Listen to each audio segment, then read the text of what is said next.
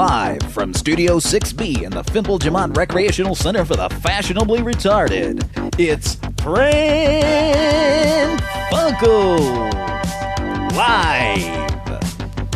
And now, join us for lots of prank phone calls.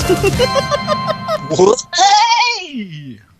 Pran Funkels. Pran Funkels. Welcome to the show, everybody. Oh, God. What in the flying fuck was that? I apologize. I had my volume up loud and then a little feedback. What in the name? That was a digital egg timer telling you that your pot pies were ready. That's normally what that is, but not tonight on Pran Funkels Live. With our friend Peter, who likes to vomit up the word live there. There's a lot of stomach acid in that live. That's right. Pran Funkels. So I hear you guys had a real humdinger of a show last night. Is that correct? Yeah, it might have been more of a gum dinger. A gum dinger. For our fans out there, let's explain what gum dinger is. It's a little piece of gum encased. It's basically a blow pop without a stick. Okay, blow pops. They're encouraging our children to ingest gum. They're encouraging our children to use to ding the gum. Now, dinging in a gum dinger is street slang for chewing it. It's street slang for licking a mad pussy. And Heavenly Father does not approve of licking mad pussies.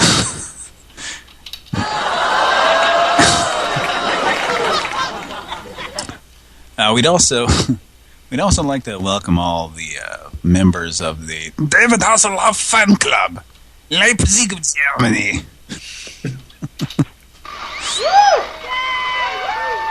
Yeah, you serious business when you see those umlauts. You see the umlauts over the O and the A and the U. Virtually every vowel. Yeah. You must. Yeah, that's. Wait, so the fact that it's over the A means that it's Fawn Club, right? I think so. The umlaut basically.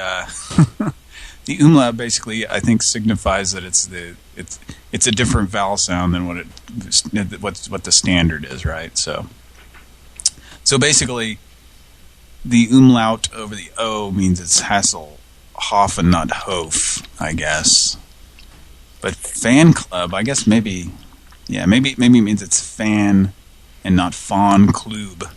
That seems like if you were trying to purposely spell fan club wrong, except that you could have put PH for the There's a K and two B's. And it's in Leipzig, Germany.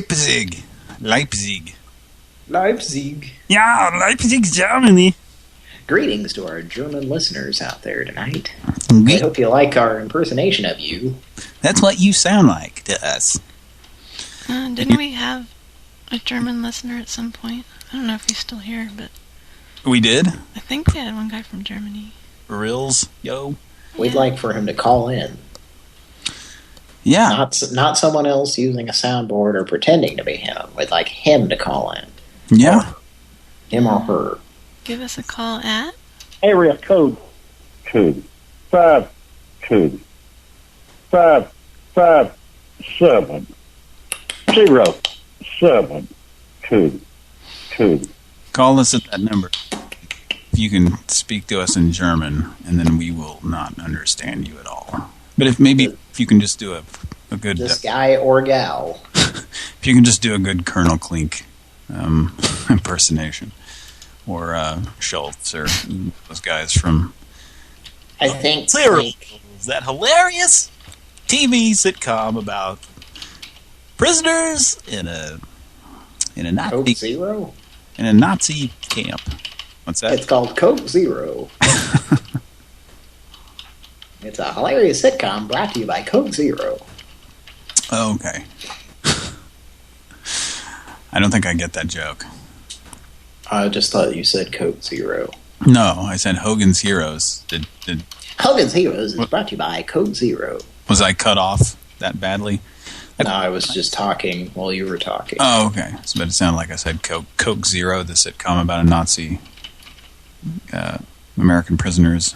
American Idol is brought to you in part by cups that say Coca-Cola on them that don't actually contain that are never consumed by the people judging people based on their talent on this show.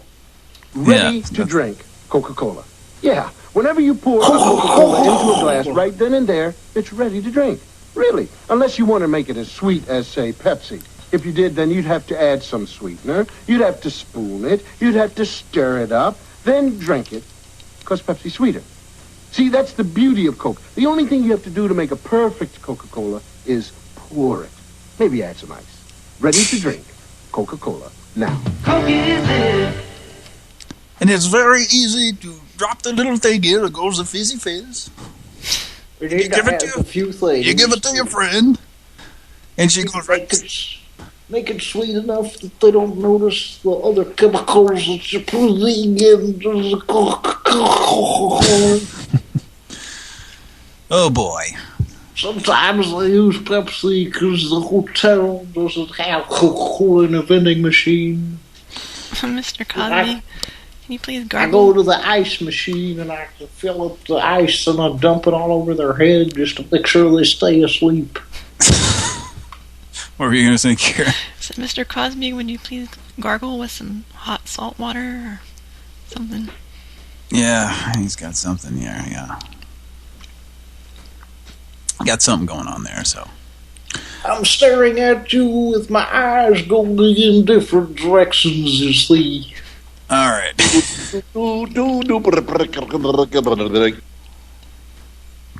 He's speaking to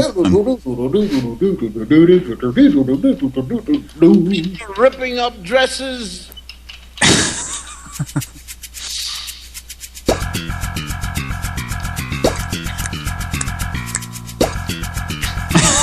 It's the Seinfeld dude.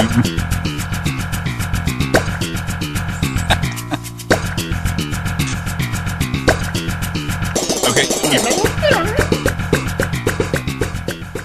You know, it'd be great is if somebody did a hack where it was like instead of Kevin's dad's face on there, it was like Jerry Seinfeld running around killing Kramers and Newmans and like just replace the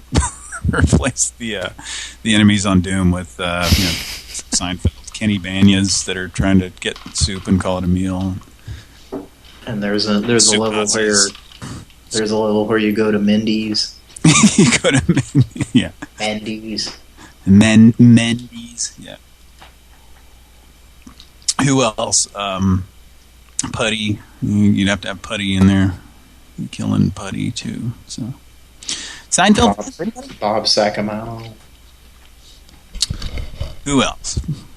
There could be Jay Peterman. Yeah, Peterman. Yes. I don't know. The jerk store guy. The jerk store called. They're running at you. All right, but and let's not forget Larry David as David Steinbrenner or David Stein. Did I say Whichever one of them. Steinbrenner. Which bird? Steinbrenner was the baseball commissioner or whatever. Are you sure? Yeah. Steinberg is the comedian, right? George, was it? It was it was Larry David's voice, and then just like it was always a George Steinbrenner. Yeah, I believe so. Yeah. What did I say, David? Yeah, sorry about that. They're all the same. George David, Gary David Goldberg, executive producer. This is the theme to Gary Show. This is the theme to Gary Show. All right, let's. Can you specify which theme this is? The theme to Gary Show. The theme to Gary Show, the opening theme to Gary Show. Okay, thank you. It's not the closing theme. So in our chat, somebody said Lloyd Braun. Who was Lloyd Braun? Was that? Oh yeah. I was trying to think of that name. Is that the character that Ted Stryker guy played, like Hayes? I think. Was that him? No. It was the guy who was in one of the police academies. God, that fucking. They had a lot of people on there that you're like, oh, that fucking guy. Like you can't remember what else they did, but they're very familiar. It was a guy who was in. He was crazy. Yeah, he was out of his fucking mind, like a lot of the characters on there. But. And they had to like humor him because they were afraid of him or something. Yes, yeah. Yep. There were 2 Lloyd Brauns. All right. That's what I'm reading here. So. It's all right. Kind of like another individual you have to sort of humor about his chicken and green beans. Any idea who that might be? Well, I'd like to hear about how someone is, how their pregnancy is going, and then maybe as a side note about the beans. Can we hear that? I think so. Let's hear that. Okay. Are you good and hungry? I hope you are. I'm good and hungry. Good and hungry. I like it. Weeks ago, I had some remind. Have natural child. Well, how about it then? Are you going to have natural childbirth or that new French method everyone's talking about where they dump the baby in water the moment it's born? Oh, you mean the Le Boyer method? Yeah.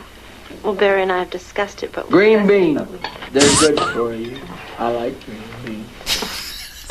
I like it. Green beans.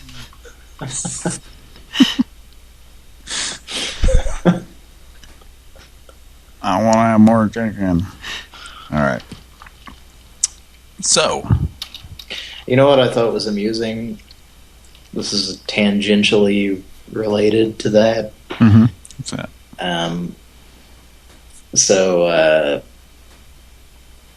I think I heard, this was a week or so ago, but like Rosie O'Donnell had posted something on Twitter or somewhere online, and she made some reference to, are we calling? So, no, this is our weekly caller. Our weekly, hello, weekly caller. So Cody was telling us a story about Rosie O'Donnell. Yes, I heard something. She's a fat pig. What? Well, there's that, but also, in addition to that, she posted something online that I don't know the exact quote or reference, but it had something to do with like it was like a short, like riding the short bus in regards to Donald Trump or something. And I thought, and like she got into trouble for it or whatever, but. I thought it was funny because she starred in riding the bus with my sister. Right. Where she pretended to be a mentally challenged. She portrayed a mentally challenged woman. It was basically a 90s version of Bill. Yeah, exactly. Yeah. Loser. Rosie's been a loser for a long time. Yeah, I thought it was funny that she was... And that's we actually, when we found out about that, Miles, our friend, we went around quoting a certain line from it, and because she's very it's very over the top and ridiculous. She's like, you know. Well, we first discovered it. He's not mildly retarded, but go ahead. We discovered it via TV Carnage, which we've talked about on the show. Yes, TV Carnage. But they just had like a montage, and you know, one of the TV Carnage tapes or DVDs, they just kept cutting back to the scene where is she waving or something and saying it? Or there's one part where she's talking about, I gotta get a new toilet seat because I broke the toilet seat. She's like in a hard word. Excuse me, because I have to use the bathroom. There you go. Is that actually from it? Yes. Toilet seat assistance and row number 1. Thank you.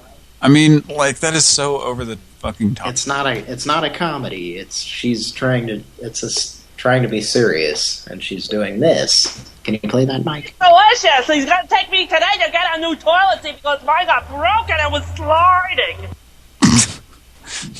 It's so bad. But Do you have chicken fingers? The line that we kept quoting was, "Oh, chicken fingers." Bill knows about those. You know, he's not a fan of Rosie O'Donnell.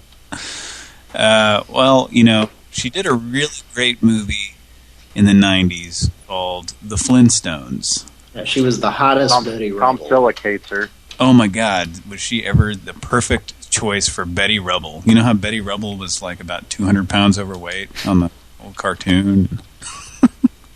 It was the most, I think we've talked about that on here, haven't we? How, like, why the fuck did they cast her as Betty Rubble in the fucking Flintstones live-action movie, which is a fucking terrible abortion of a movie anyway.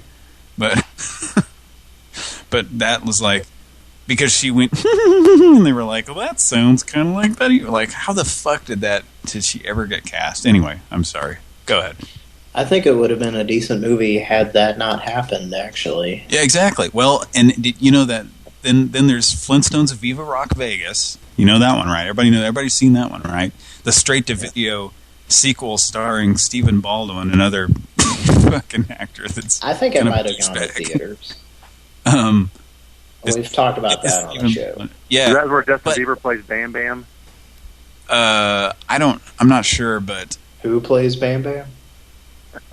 No, he's just throwing shit out.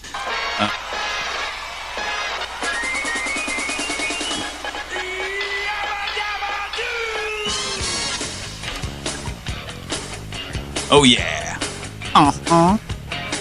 Is it 50? Yeah, it's the B-52. I forgot that they did. Yeah, they did a song. But so the straight-to-video one, they actually cast, like, is it Jane Krakowski? Yes. And I don't know that it was straight-to-video, but yes. Oh, okay. Was it an actual theatrical release? Anyway. And she's perfect. It's like, why didn't... I guess she was probably unknown, 5 years earlier for the other one, but it's just like, she was perfect for that. Like, she actually pulled that off. But too bad they had, by that time they had, they're terrible fucking people in it. Well, you know what I say? Stephen Baldwin is no Rick Moranis. He's definitely not. I guess he did an okay job as Barney Rubble, though. As younger Barney Rubble. And that guy who was on a sitcom for a while playing a fat guy is no John Goodman. Yeah. Hey, be honest, though. He deserved an Oscar for Encino Man. Oh, yeah. Well, yeah, sure. He totally wheezed the juice. So we've spent entirely too much time talking about Stephen Baldwin and... Wait, Stephen Baldwin was in that? Encino Man? No. You're thinking about... It's not Encino Man. You're thinking about Biodome. Oh, yeah. Another shitty Pauly Shore movie. Yes. Yeah, Biodome, not Encino Man, yeah. Yeah, I was on board there for a minute. I was like, oh, yeah, wait a minute. That was Encino Man. Or Biodome. I'm just full of shit tonight. So, yeah. You're full of shit. Well, no, Cody, as you would say, full of feces. You're full of shit. At least I'm not falling asleep in a car. Well, what piece of shit would do that? You scared the shit out of me. I don't know what to say. I'd like to make just a correction in case anyone listening to our show last night. That's fact-checking? Okay, yeah, go ahead. No, I was not sitting in a car in a garage that was running. The garage was running? Okay. Yes. Well, no, my refrigerator was running because it's a Pran Funkels show. No, yeah, I sort of acted like that was the case, but I was joking. The car was not running. It was just I was sitting in the garage in a car, but. Which that goes back to our old days there. Yeah, we discussed that. Yeah. Way to do a retro show there. Yeah, it was back to our roots. It was Fursley's. Yeah, it was. It was Glenn Gibbons. Back to our roots. Gibbons Markets, home of the good timey old stuff. So maybe one person out there listening knows what we're talking about.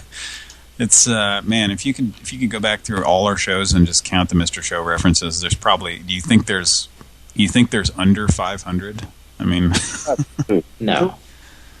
There's at least one per episode. So. You think so? One per episode? Yeah, maybe. Maybe 2 or 3. Mm-hmm. I would agree with that. 1,600. So, Chris, Pennsylvania Avenue. What do you got? Wandering Wayne. You're talking about humdingers over there. I got some real humdingers for you. All right. Well, let's have them.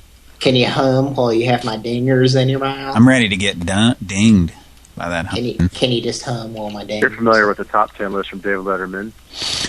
What is that now? How does that work? Is there numbers involved? No. Can you name... Definitely. Can you name... Hello? Yes, we're here. Can you name the 2 cities in Oklahoma where the top 10 list originated from during its run? I know one of those. Yes, Tahlequah. Tahlequah. One of them. Yes. The other one, I'm going to say Norman. Nope. Nope. It's more of a outline. Wakita? Nope. Okima?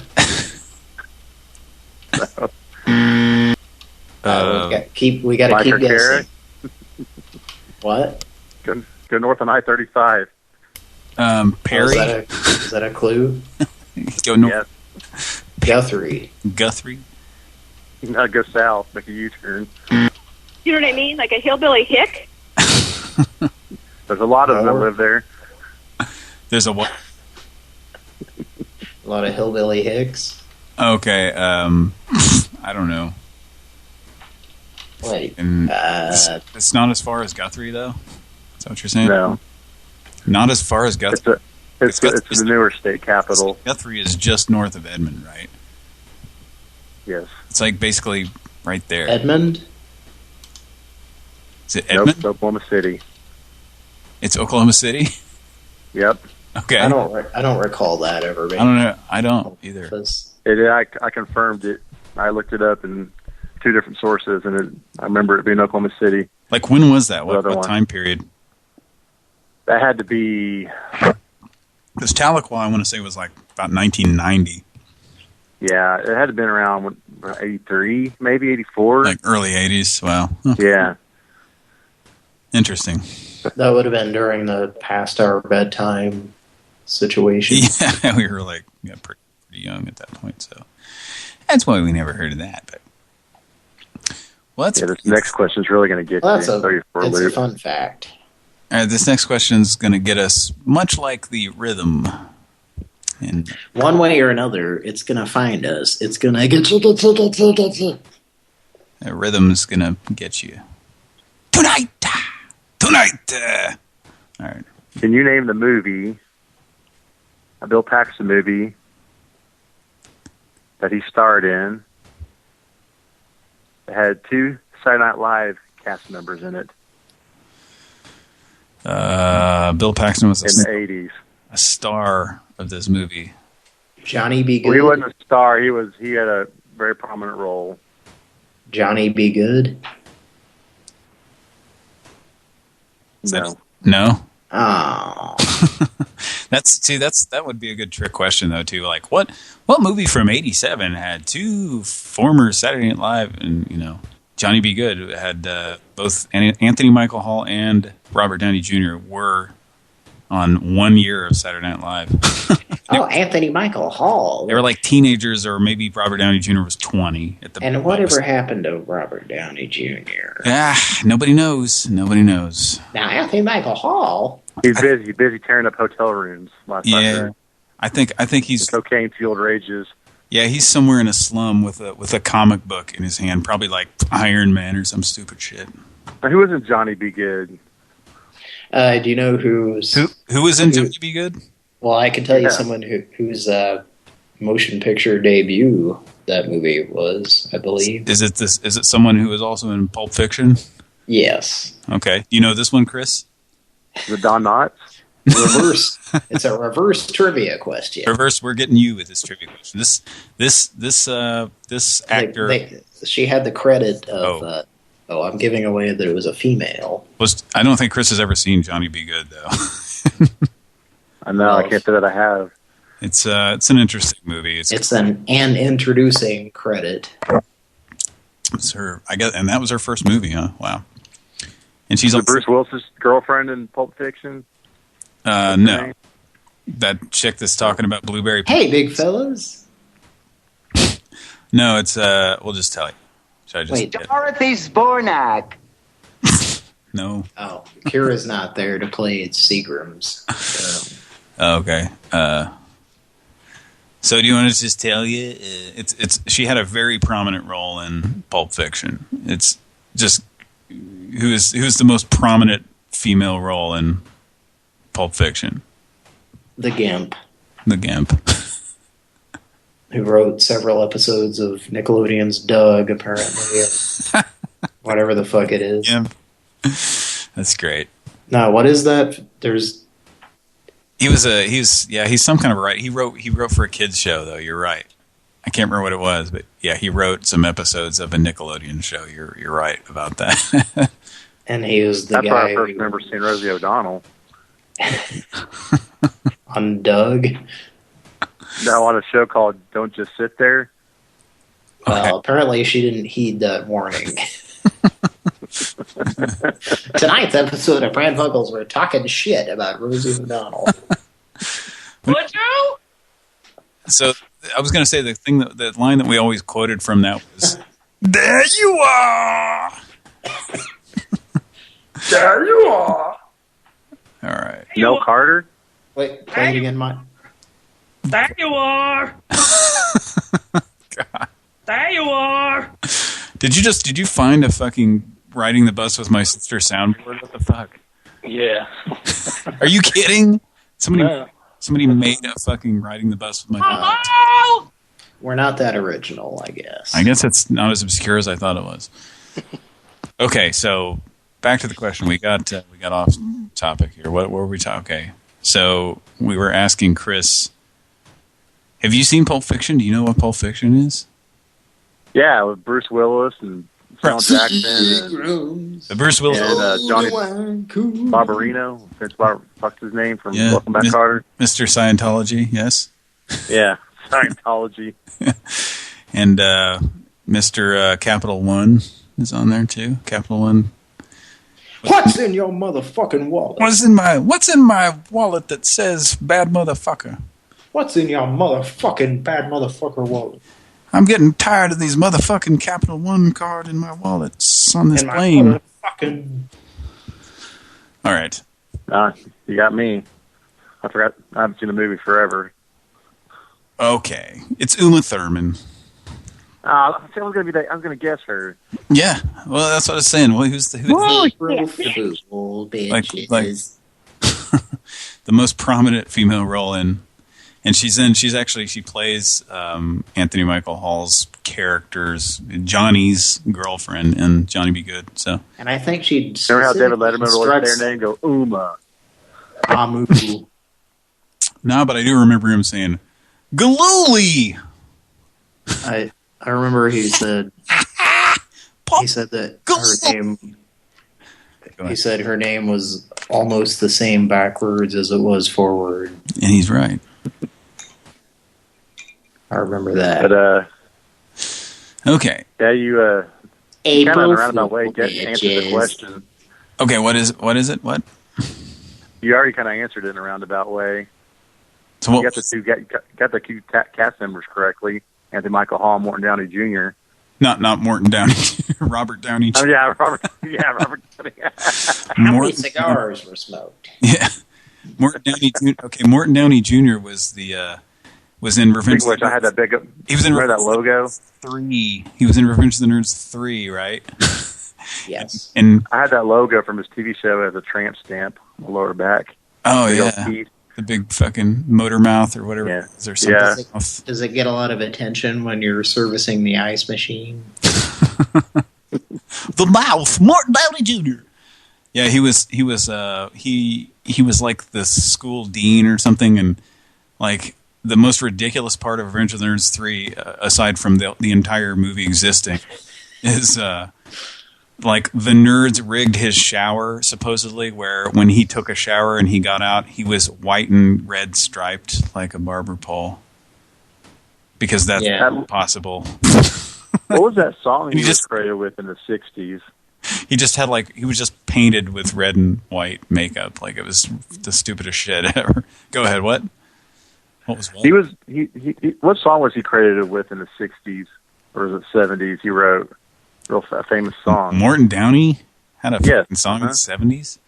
I have no idea. 70s. I have no idea, man. Didn't know he did anything before that. Is Mike working the research department tonight? Yeah, probably.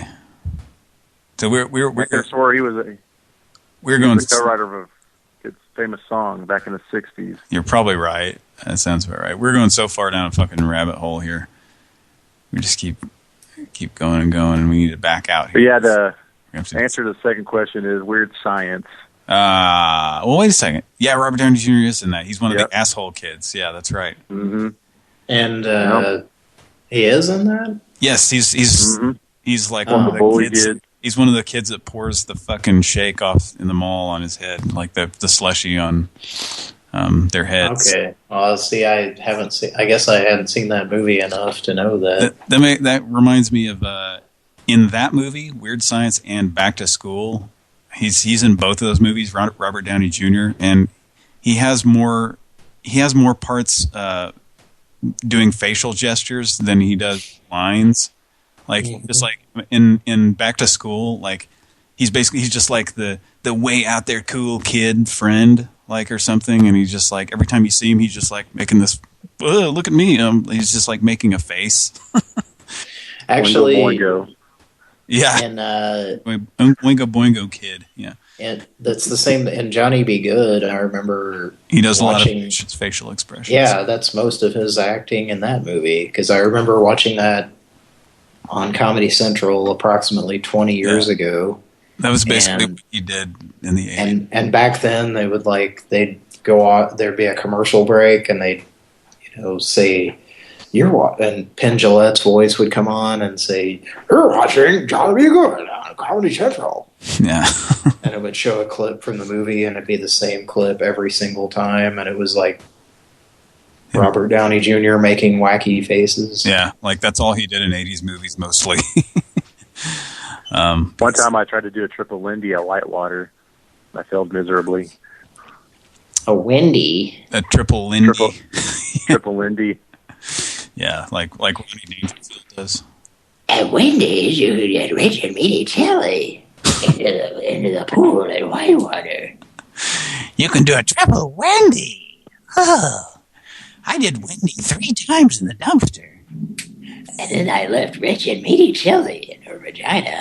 I ejaculated rich and meaty chili. And then I was hungry, so I had a burger. I had a burger. A burger.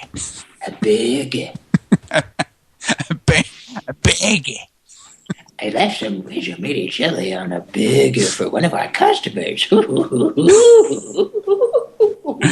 I'm a crazy son of a bitch. All right. Oh, Mike's posted a song in the chat there. I don't even know if we want to. Do we want to? That looks like the Morton Downey Jr. song. Yeah, I think so. Sings what? Sings "Hey There, Mr. Dealer." What is this? That sounds kind of like "Hey, Mr. Seagrams." Check this shit out. Yeah. Do we want to play a little bit of that? Does Mike have the ability to play that? Yeah, Kira's. Hey, Mr. Dealer. In trouble, pushing son of God. That was so funny. For the kids of America, just to make you fat rich. All right, let's. Yeah. Those beeps are way more offensive than the non-curse words he was saying there. I bet you he was saying bottom and poo-poo hole. Pee hole. Yeah. So. All right. I'm going to have to let you guys go. I have to go. I think I have a hematoma happening in my crotch. Ah, no. You better put some Parmesan cheese on that. On that hematoma. Shit. All right. All right, you ready? Yeah, let's do this. Gradually glide.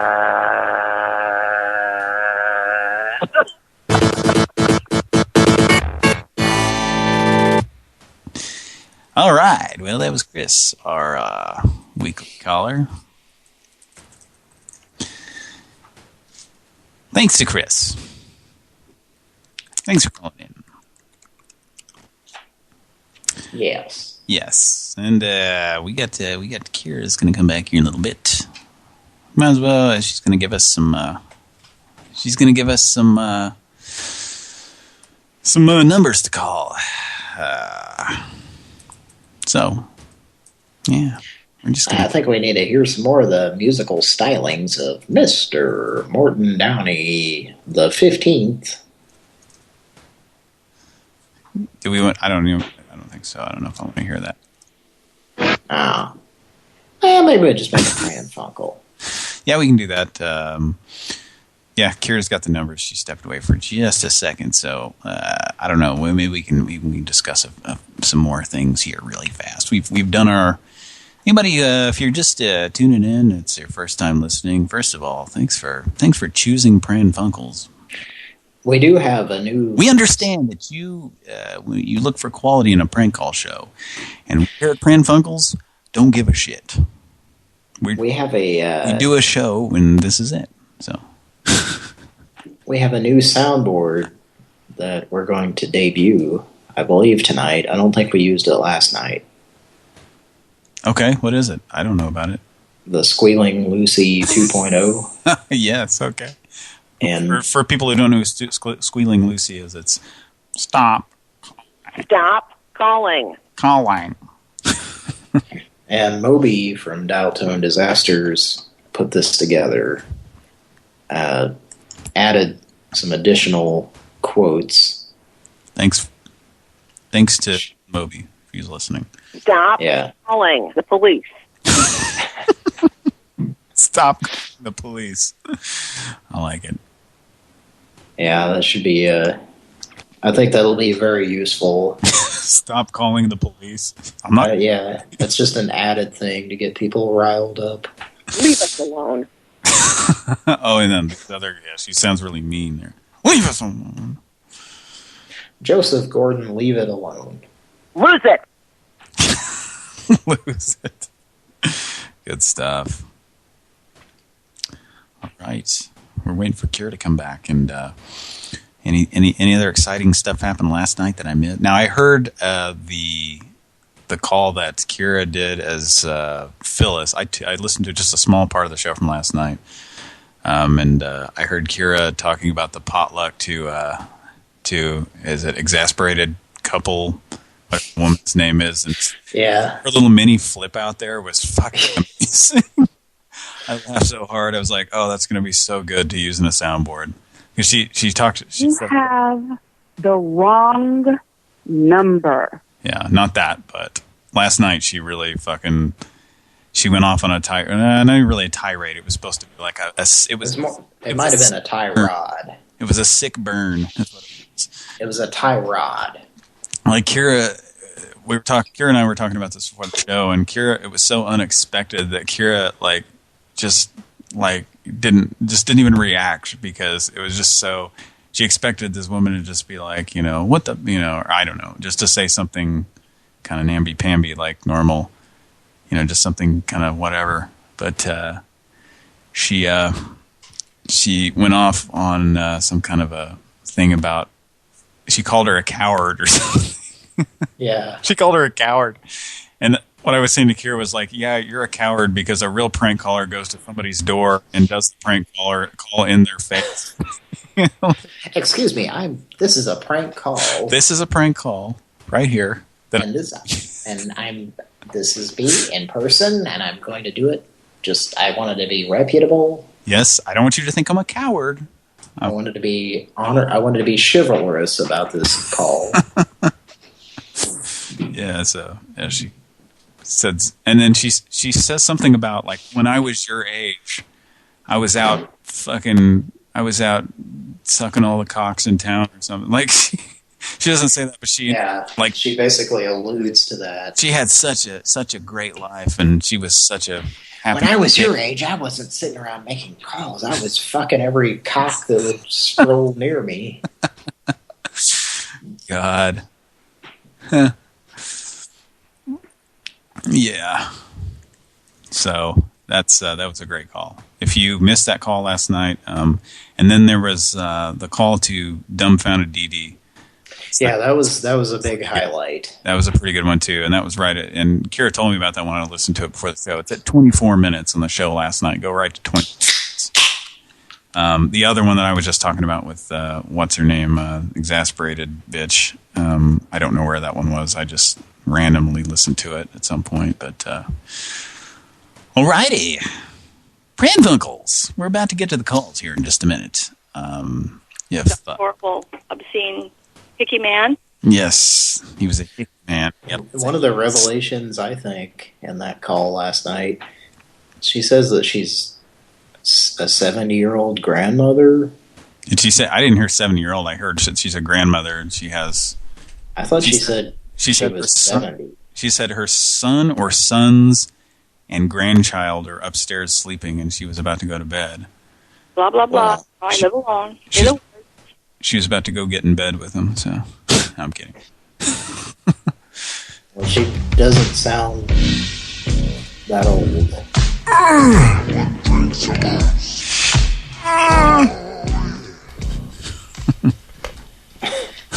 Oh, yeah. I'm on the toilet. Another one shits a moose. All right. So anyway, yeah, I think Kira's back here now. You know what? I gotta go grab a moose now, so... You guys talk amongst yourselves.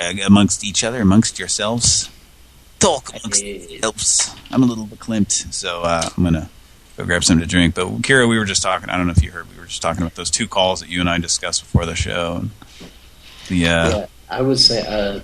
Did Dee Dee not say that she was? She said she's a grandmother. That's not surprising. Did you? I thought she said she was like 70 years old or something.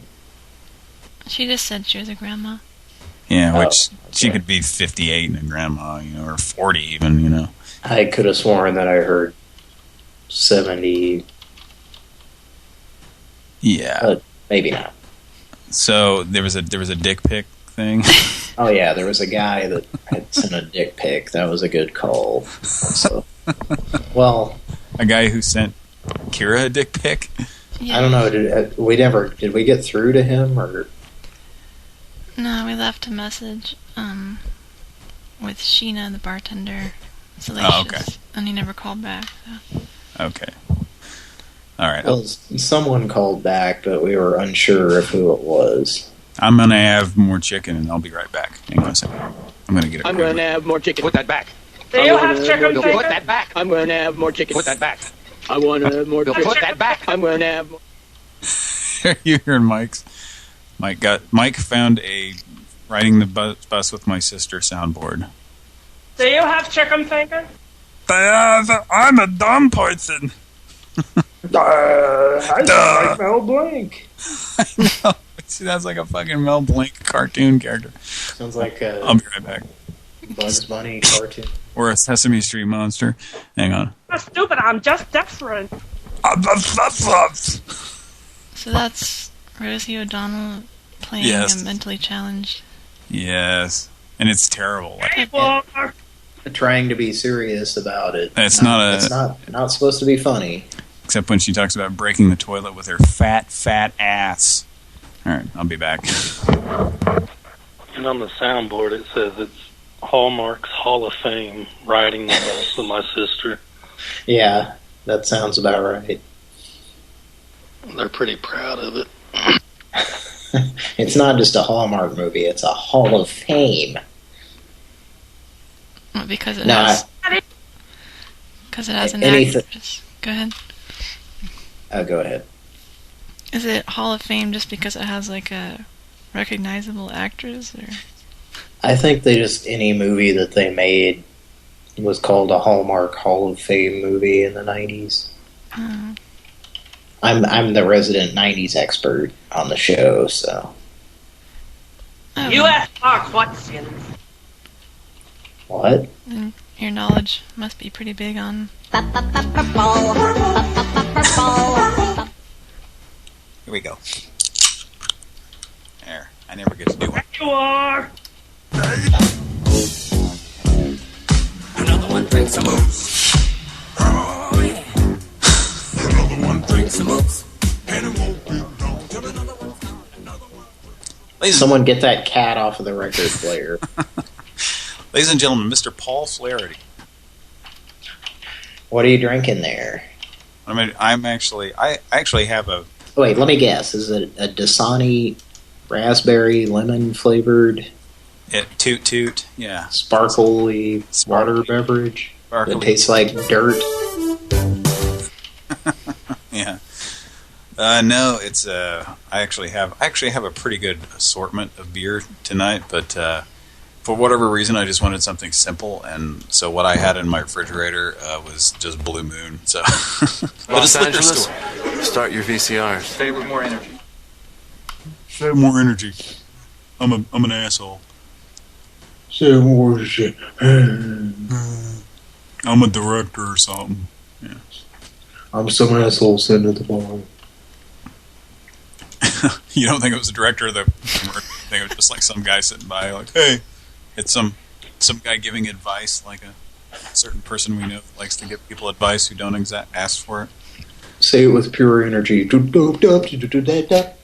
More energy. All of a sudden, I'm... Start your VCRs. Say with more energy. You could isolate the more energy and put it into that pure song. I think we need a soundboard of the director of the Bud Light commercial. That's all he says is, say it with more energy. When people answer and say hello, he wants them to say it with more energy. It is useless to resist us.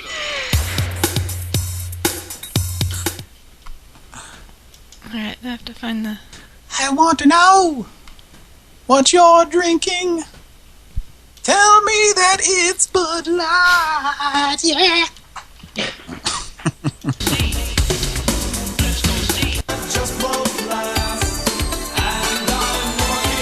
Was it that or was it... No, it's the name of that song is something and then in parentheses pure energy. What is it, Cody? It's called What's on Your Mind, Pure Energy or something. Yeah, probably. Right? What's the band? That Information Society. Yeah. Yeah. Oh, okay. Yeah.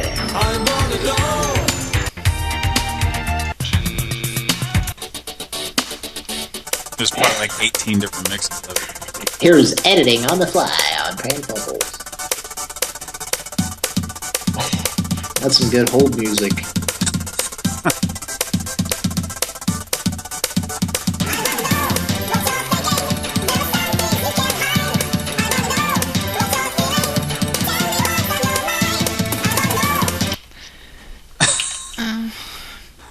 I'm trying to find the pure energy part. It's early in the song, but there's so many different versions of that may not be one that... It's around, it's like the very beginning of the song. Like, what is this? I've never even heard this part. It's around the very beginning that you hear Spock. It's right here.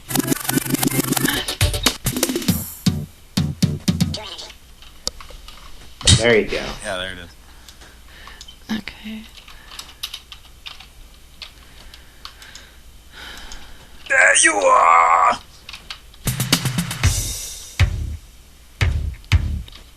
Okay, probably right here. If I have it correct, this maybe would work here. If you can line it right up with the more... Say with more energy.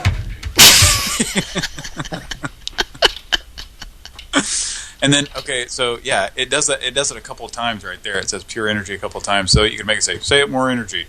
Don't say more energy. And then there's a break, and during that break, you could have the stupid bitch like, and suddenly I'm thirsty. All of a sudden I'm thirsty for semen.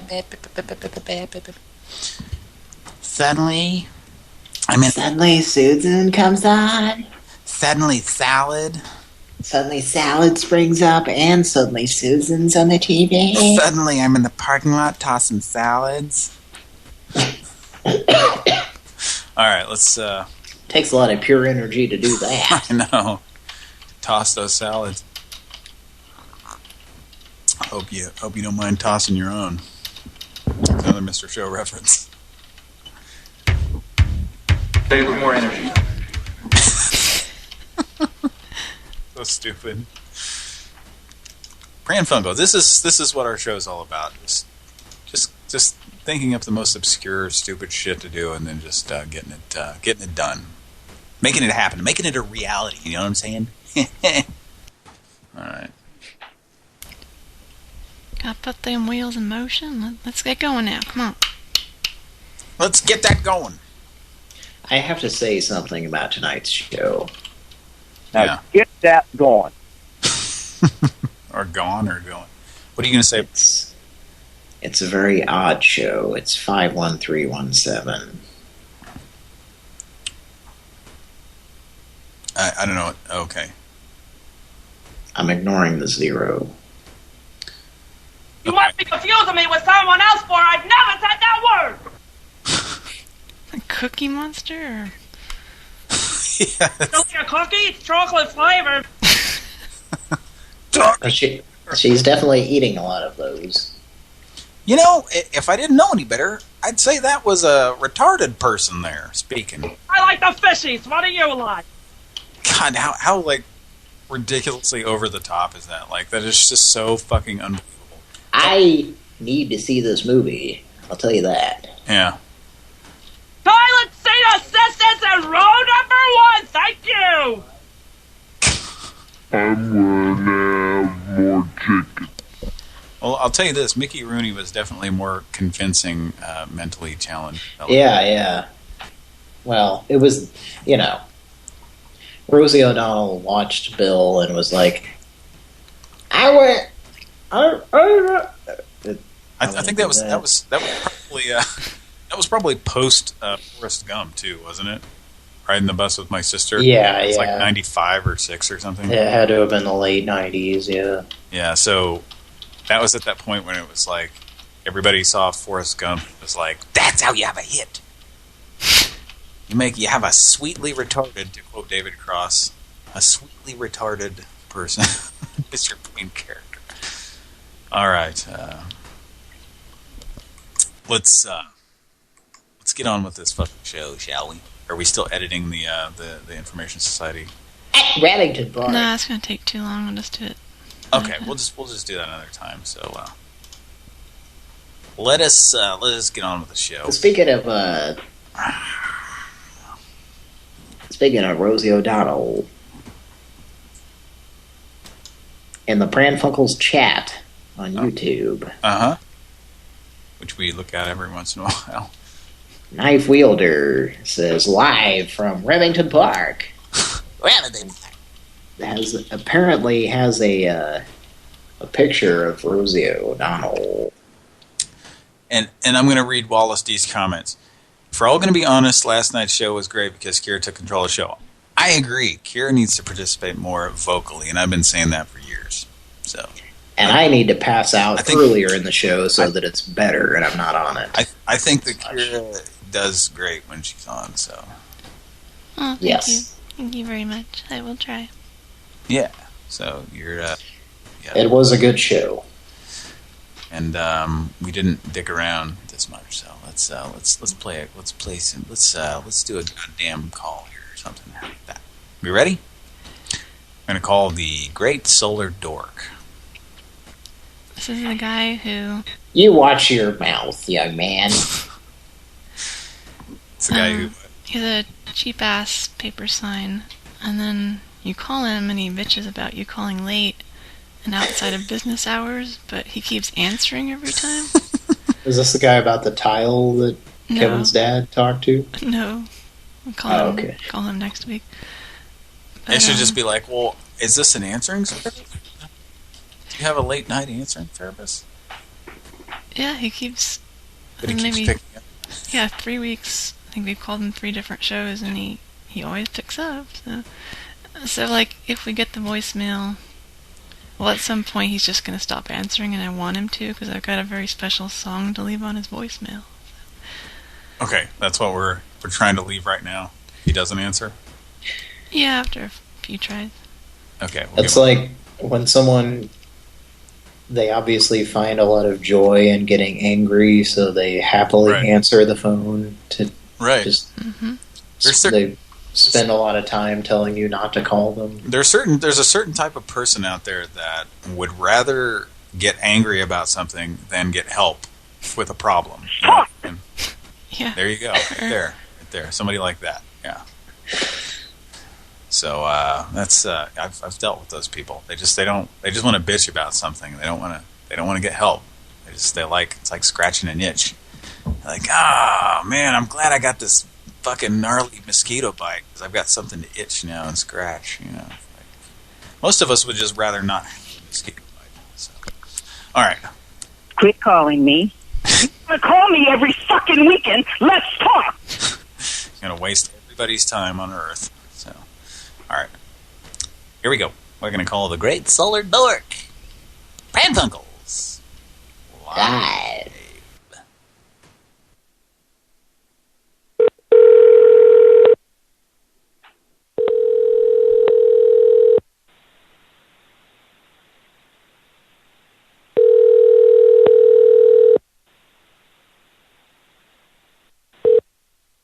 You reached Joe. Can you speak up? Can you speak up? It just doesn't quite sound like a drive-through window at an Arby's. Not quite. Needs to be a little more blaring, sir. Okay. The roast beef. Let's another call here. Say, you want to try 3 times? On the 3rd time, we'll leave a voicemail. Yeah.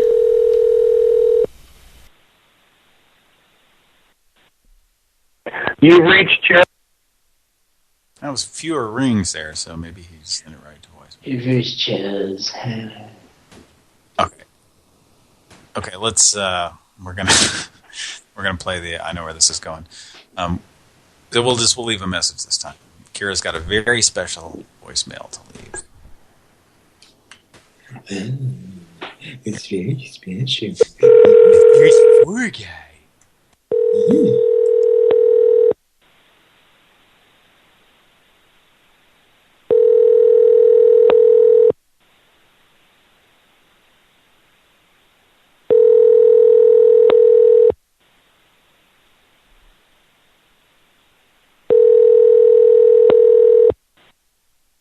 You reached Jeremiah Wilson. Please leave a message.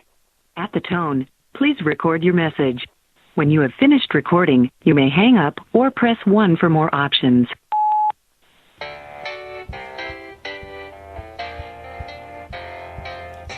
Jeremiah was a bullfrog, was a good friend of mine. I never understood a single word he said, help me drink his wine. And he always had a mighty fine wife, singing joy to the world.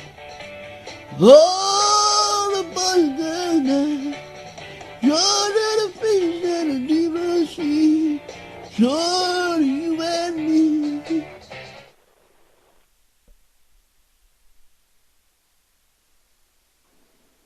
All right, I hung up.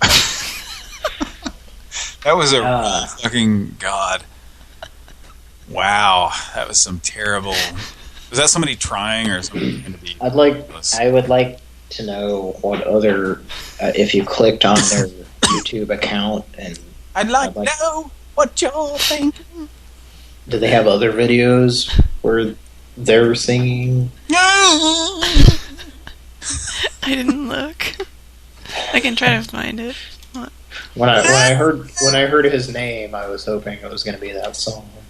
Yeah, I knew, and it's for the beginning. Yeah, I knew it. Like I said, I knew where it was going because I'm like that. Well, there's only so many hundreds of songs involving Jeremiah and a bullfrog. I'm gonna pull up his page. Yeah, God, it's like, you know, if you're not somebody who can like project and sing with your diaphragm, why would you even fucking try that song?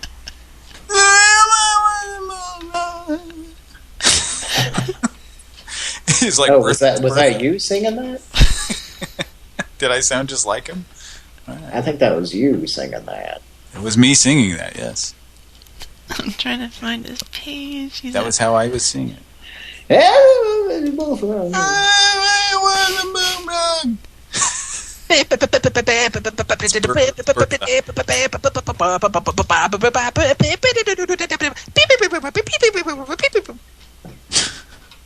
right, that's not really me. That's not really me. April Fool, bitches. It's Bertha. Yeah, man, won the moment. Yeah, man, won the moment. Look a lot like me. Jesus Christ. Mom was licking my feet after I put lotion on them. All right. Mom was licking my feet after I put I don't even lotion on them. that just fucking grosses me. I was talking about this stupid ass dog, but god damn it. That like just it makes me ill when I just got out of the shower and I was makes me think like lotion on the bottom of my feet. How did that fucking person how did that person get on the radio like with that? Jesus, okay. So this is the person who yeah. I think she did the videos. Sucked. Is it the guy, the dude in the, oh no, wait, okay, never mind. Sorry. God, this guy just looks like the ultimate hippie. Like, are you serious? Like, what the fuck? Oh, looking at his uploads. Look at his uploads, yeah. That's where it came from, was the... Does he have any videos where his eyes are open? I mean, it's like, you know who that looks like? Cody, you remember when we saw that, when we went and saw Neil Hamburger that one time, and we were trying to kind of talk to him, and like, there was some guy who looked like this, just like taking up all his fucking time, like, you know, man, I noticed you're selling records. Hey, man, did you hear about that Grateful Dead record in 1987? Hey, man, well, I don't have much more to talk about, but I don't want these people behind me to have any talk. So I'm going to keep standing here and saying shit. I just want to take up a lot of your time, man. I'm not going to buy anything. Exactly. Some fucking asshole. That's who it looks like, though, kind of. All right. Yeah. Let's make another call. How about that? I don't know if I want to listen to any more of this guy singing, honestly. So. This is the guy that was... singing, yeah. Now, I noticed there's 2 videos where he's holding a guitar. Yeah? There's the actual video. Oh, Jesus Christ, he's holding a guitar? That's bad news there. We want to stay way far away from that one. Now, there's also a few videos where he's standing in a extremely empty-looking bar singing karaoke, it looks like. Well, you know... I don't know. We've talked about karaoke. It's silly. Like, I always like when the guy who's like the putting on the karaoke, like the guy who, you know, has the fucking DJ board and all that bullshit, and like he gets up there and sings the songs like to perfection. Like he's only had 8,000 times to practice, and he's like, look how good I am. You know, fuck that. I don't care. Fuck. Let's do. His videos about church and Christian songs too. Boy, oh boy. Oh boy, oh birdo. Yeah. I mean,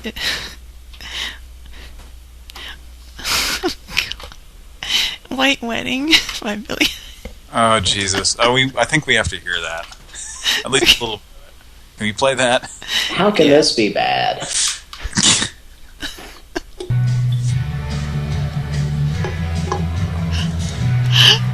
just in the background.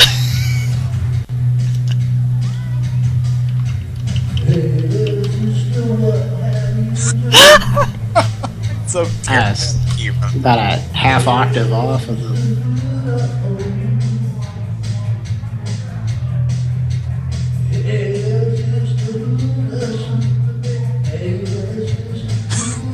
Well, he's getting all the words right.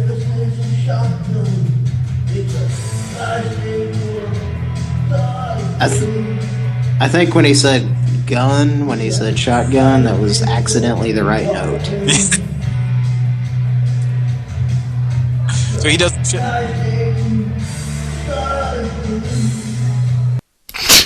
You know those songs where every note is the same, basically? He was almost harmonizing. Start again. He was almost harmonizing with what should have been the notes that he should have been singing to begin with. If someone else was hitting those notes. So this guy doesn't sit in public. That's pretty fucked up. All right. There's like nobody there. It's just all about. Here, just you can. Yeah, I'm done with this guy. I'm not interested in. But you can look at the thumbnail. There's nobody there. Just like chairs and seats. Hey, little sister. Let's give him a Pran Funkels. I wish we could. Boy, that'd be great if we could get this guy's phone number and just talk to him about this scene. Oh, I thought we were calling him. Is this guy? No. This is the guy that we just played on Jeremiah's voicemail. Oh, okay. Yeah, this is not a guy we're calling. Jeez, I wish, man. All right, let's do some more calls. We need to get going on these calls. We need to get that going, or going. Let's have some numbers. Go in. Because he wanted Tom to get on the ball and like call him back. Now get that going. Get on the ball and call him back, or? Well, he's trying to get Tom to resolve the situation that he said he wasn't involved in. Okay. So he's getting upset about it. Well, I got On the Ball for Super Nintendo. Okay. I purchased that. On the Ball? Okay. Yes. All right. What do we got? What's up next here on Pran Funkels call? I just got that one number, so I need more. Okay. All right. These are... What's going on there, Cody? I'm obtaining a moose. All right. Whoa, shit. That was loud. Careful.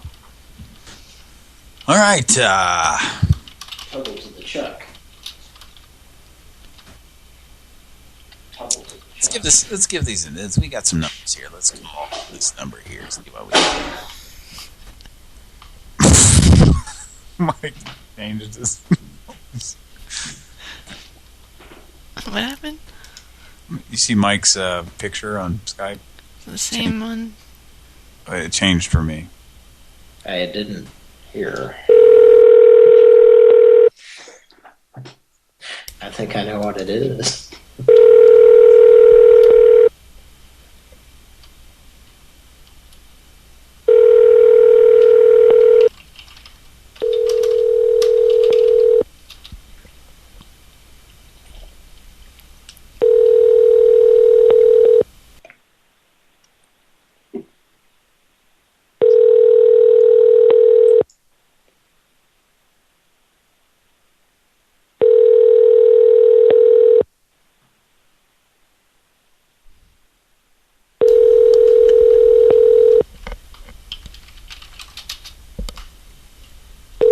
Alright, I think this is a Price is Right losing horn situation. It's rare when you get them that just ring out like this, you know? Alright, let's move right on to the next number. Yep. Moving on. I think Mike's picture is along the lines of what I thought it would be. I was hoping it would be this other thing.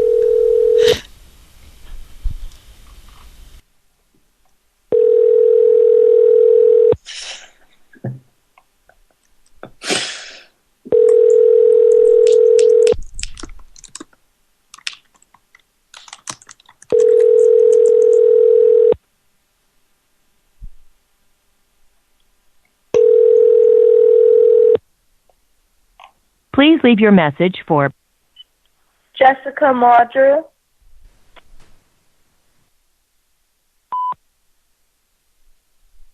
I just hang up. Let's. Should we try that one back? Try it one more time. Yeah. Wait, it rings. These ring forever. They deserve a second chance to get a Pran Funkel.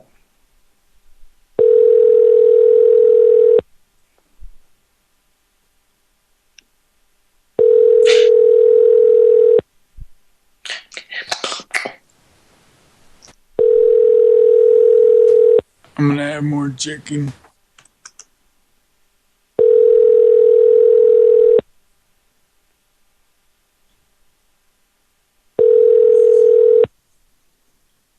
Please leave your message for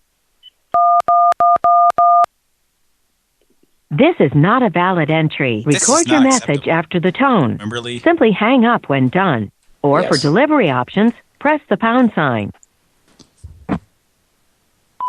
Hi, this is Ted Phillips Wimberly. I was given your number by Chuck Fruckerson, and he was supposed to get back to me on one of the issues that we were working on with the zoning and the planning with the fence you're trying to build there. We gotta get that. Hello? Hello?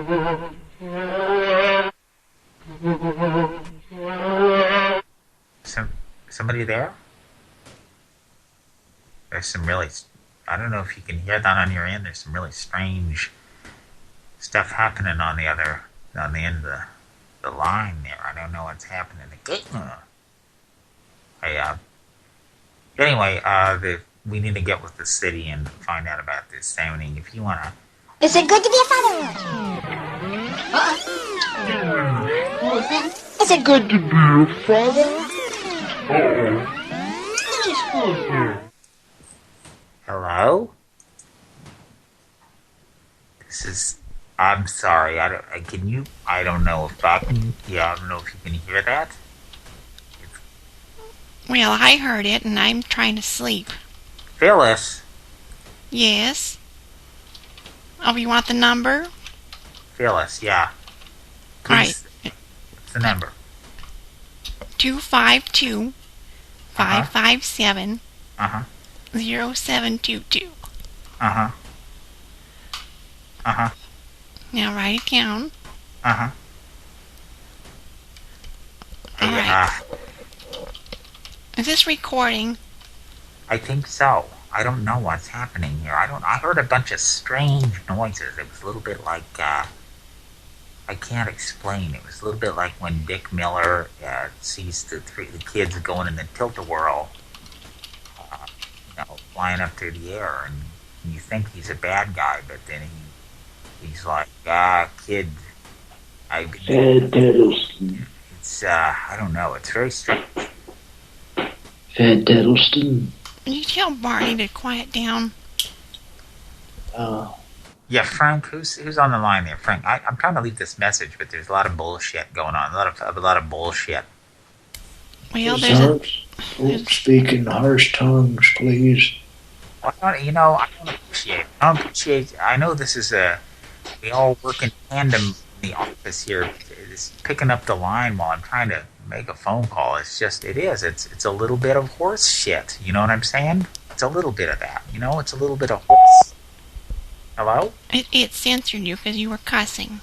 Okay, I'm sorry. That's what that beep was. I don't cotton to that. I heard some kind Your recording has reached the maximum length. To replay your message, press 1. Delete. Hi, this is Ted Phillips Wimberly. I was given your number by Chuck Fruckerson, and he was supposed to get back to me on one of the issues that we were working on with the zoning and planning with the fence you're trying to build there. We gotta get that. Hello? Hello?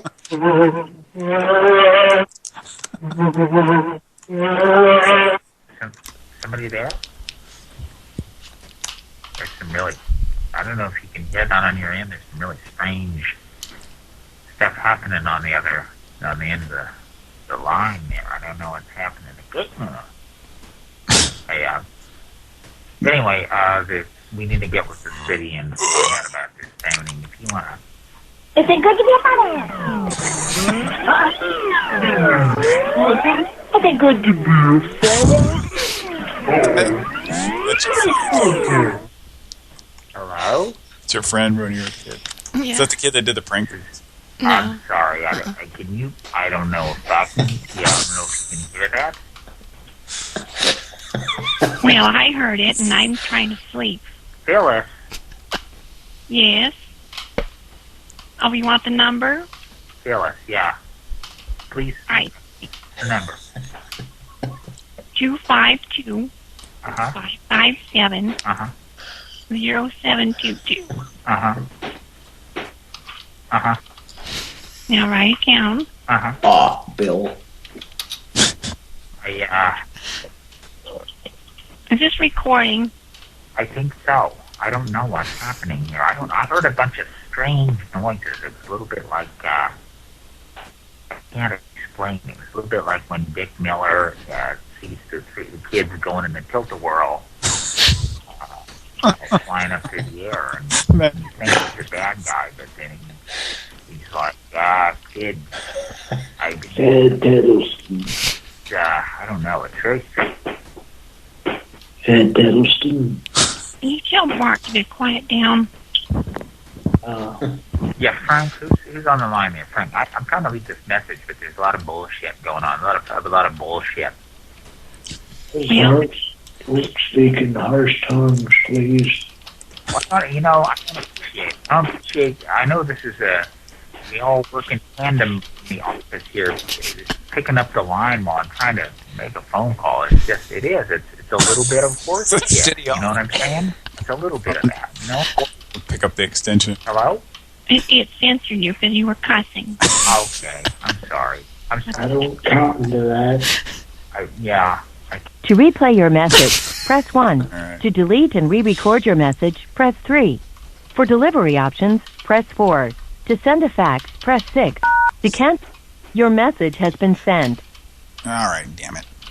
When it comes to cotton being used as a verb, I don't cotton to that. Okay, well, let's make another call here. How about that? Yes. Call another number. Not so fast. Someone's not reading the chat there. Oh, wait, is somebody not... Oh, I'm sorry. No. So it might be time for a quick commercial break. Is it ready for a commercial? Is it ready? Yeah. I don't see that. What? Where's the commercial? Oh, okay, here it is. I'm gonna read this. Ready? Pran Funkels will be right back after this commercial break. Freddie, if you want to do pretzels again, fine, but I think they need a little work. Mr. Phipps. It could be lighter, crispier somehow. Follow me? But Mr. Phipps. Wait, I've got an idea. What's the tastiest part of the pretzel? The crispy outside. No, crispy outside. So what if we created a pretzel that only has an outside? Sort of a chip you can dip. Get it? Got it. Now, what do we call them? Mr. Phipps Pretzel Chips. Great name. Just a chip off the old pretzel. Jesus. Brought to you by cocaine. Exactly. Brought to you by overacting. Yeah. Overacting. It's what you do when you have a terrible idea for a commercial. That's a commercial that I remember seeing a lot of in the early 90s. Mr. Phipps. I'm a dumbass doofus piece of shit. All right. God. All right. Let's call this other number here. How about that? I'm just My boss has suspenders on and wearing a purple button-up shirt. That's a man I can respect. That's the kind of shirt you wear when you're laying in a load of fire. Throwing an axe around, chopping up wood like a real man. The man on the cover of the brawny towels or whatever it is. The paper towels. Yeah, that guy. That asshole. Yeah, fuck that guy. Alright, let's call this number back. Here we Pran Funkels. Thanks for listening. Thanks for tuning up.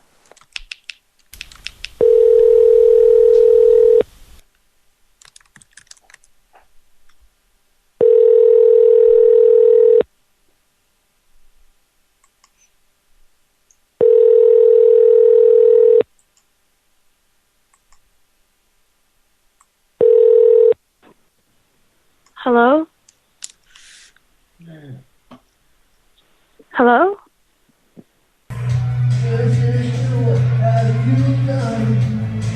Hello. Hello? Hi. Did you hear that? Who is this? My name's Ted.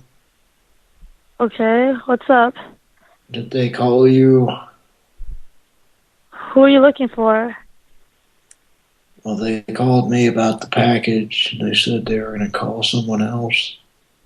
A package? I think you got the wrong number, buddy. No, they sent it to your address. What's my address?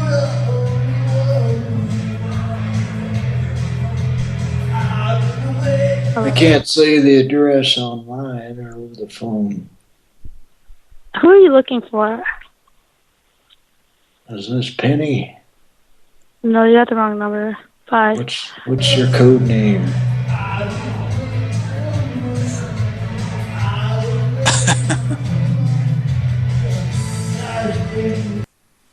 She's gone. All right. I imagine we probably want to kick a call back. Call back.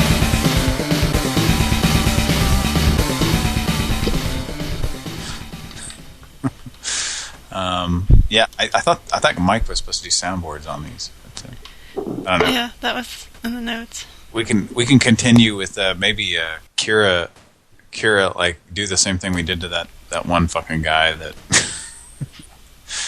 the guy that kept intrigued about the package or whatever, and say, now just do your I'm intrigued about the package. do your British voice and say, now Penny, I'm going to need to, we're going to call you Penny.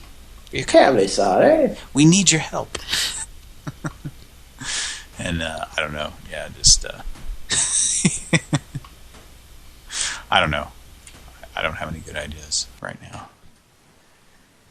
If you want to, Kira, I don't know. Any ideas? That sounds good, but I'm like gonna bust up laughing right now. So try not to. Yeah, there's almost no chance I could pull that off. It needs to be handled with the utmost confidence and comfort. Which soundboard are we using? Well, I don't know if do we want to use a soundboard now that you already talked, Cody? Well, I can do that. You can do that, or I don't know. Yeah, whatever. I don't know. You want me to just call back and we'll just let it ride and see what happens? Do you want Mike? Are you ready? I did not call your phone. I don't know, but she's not gonna. I don't think she's gonna respond well to that. I almost think it'd be. I don't know. She's probably not gonna respond. Probably wouldn't even answer at this point. But at some point, I feel like hot, horny guy needs to butt in. So. Do you have chicken fingers? All right, call back. You got it. All right, here we go. Yeah.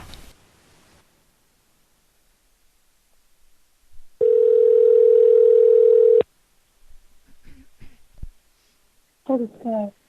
Yeah, this is Penny. There you are. Yeah, man, this is Penny. Hello. You love me. I don't love you. My dad's taking me to Super Save. Yeah. Is this a prank call? Me and Jesse, but you had to pay. Y'all are so terrible at prank calls. Alright, bye. You're a cunt. Oh. That's kind of why I wasn't really, since we already talked to her, I was thinking we could make this kind of a realistic thing if we didn't do a soundboard, but it's too late. Let's call her back. It's too late now. She's not going to answer now, probably, but we'll try. That's why I was going to say, like, somebody talk to her and just say, like, somebody different, say, like, now seriously, we need your help, you know, or something. We should have designated somebody to start it, actually. Yeah, that was a bit of a blooper. A bit of a blooper on our part. Oh dear, terribly sorry. Sorry about that. That's what she should call is Stephanie Gladstone and say, "This is Stephanie, and I have a Gladstone situation." That is what she said. Say, I'm terribly sorry. My associate called you by mistake earlier, but we could use your help. I don't know. Just try to draw her in somehow with some bullshit. Yeah. One more call. Oh man, I don't know if I can do it. I can try. Like looking at this guy's stupid face on here. And it has like a white frame on it for me, like the top and bottom. Yeah, on Mike's. Yeah, Mike's one. Oh, his other account has the picture that I submitted. Only like it's really close up on mine, so I'm like looking around. Can you see that? Eyes. Yeah. Yes, I can see that. There's a crater. There's a vortex. Yeah. There's a crater in the middle. It's like the light's really bright on his face. There's a crater in the middle. So it looks like a vortex. It's going to suck things in. This is not funny to listeners, though. But, so let's get on with the shit, shall we? Let's try to make it like realistic. Like, Kira, sorry, listeners. I'm so sorry. Like, you know, you can do Stephanie's voice. Say, I'm so sorry. My one of my colleagues was, you know, misdialed. But if you are, you know, we could use your help or something. I don't know. Whatever. What do you think? Yeah. Let's give him a call back. All right, one more call. There we go. I guess I'll leave a message if she doesn't. Yeah. We're gonna answer though. It seemed like she's playing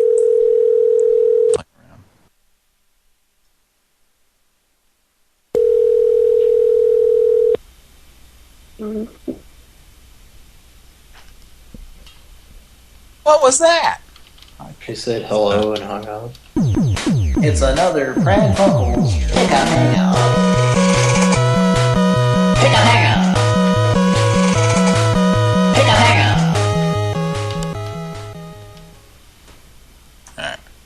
Sounded like she said hello and hung up. And then hung up, yeah. Okay, here we go.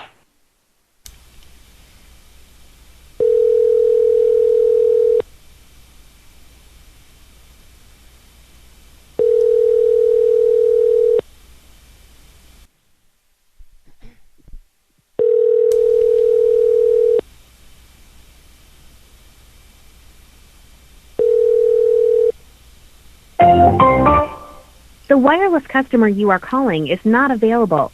Please try again later. El cliente de servicio móvil al que... I wonder if that's a block there.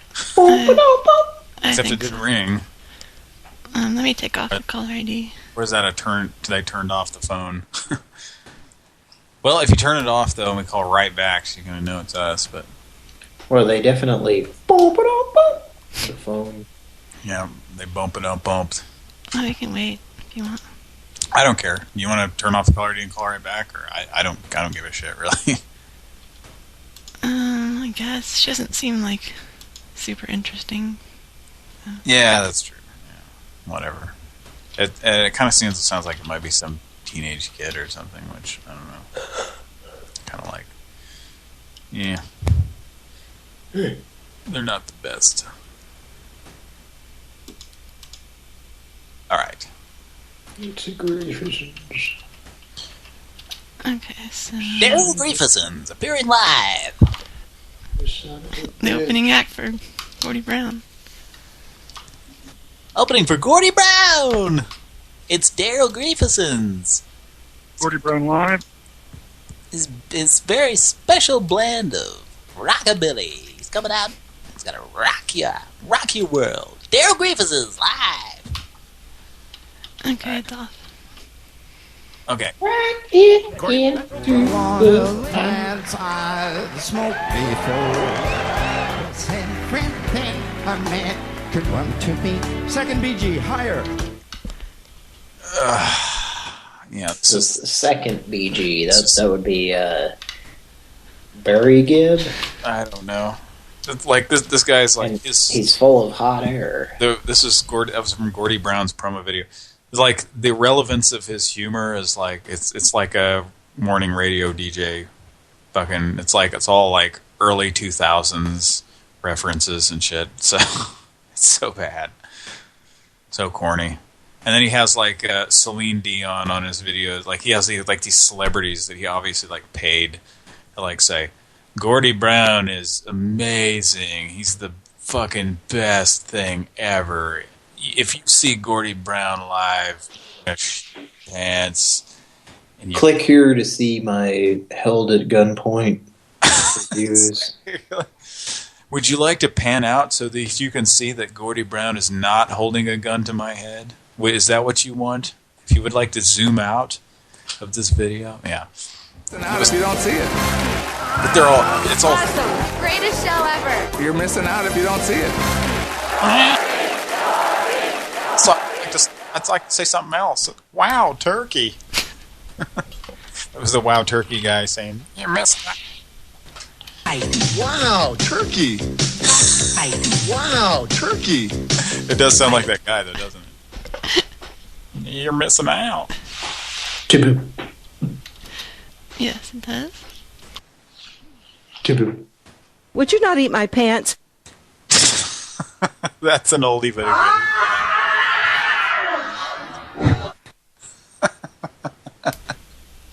Would you not eat my pants?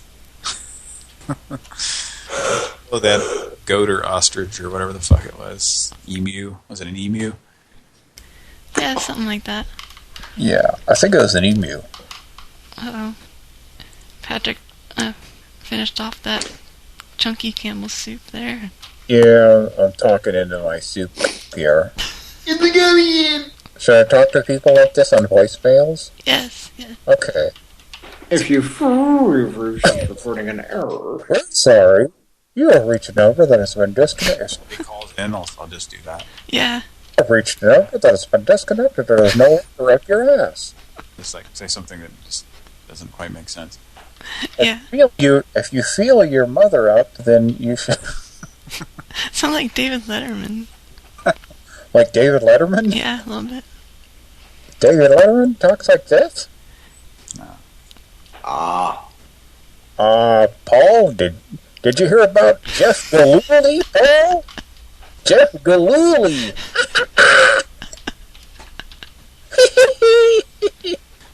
All right. Let's call this bitch back, I guess, and just try to get her engaged in some kind of espionage, some international spy bullshit. I don't know. Okay. Or maybe we can at least leave a message. So. Yeah. Hogwash.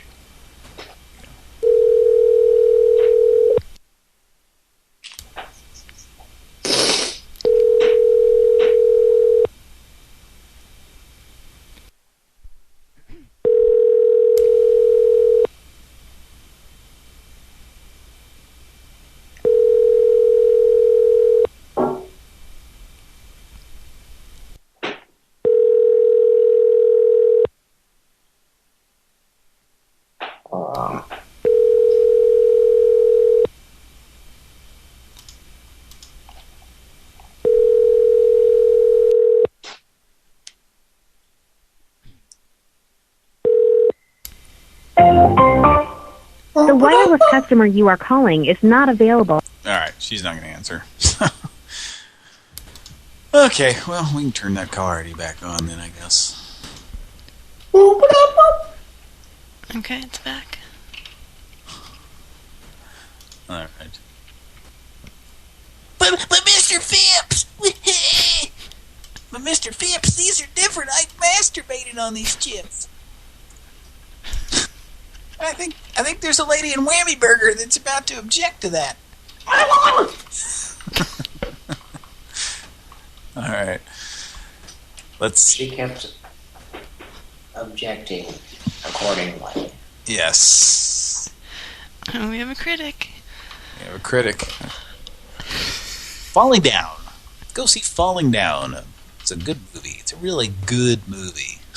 If you like... Been drinking gin or something? If you like bad movies that are kind of fun to watch because they're so bad. Great movie. I've seen it too many times, really. Yes.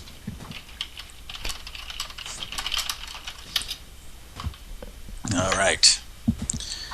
I'm gonna step away for just a second, drain my bladder, grab another drink. So maybe we have a little something we can play somebody. Oh, yes, we do. Play a little something here. Take a little break. Yep. Okay, I'll be right back. I'll be right back. Street Hawk.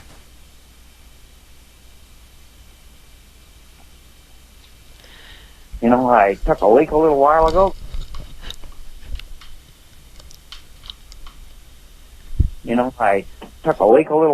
Guess what? I'm dropping a couple of kids at the pool now. Oh, really? I just took a big bill.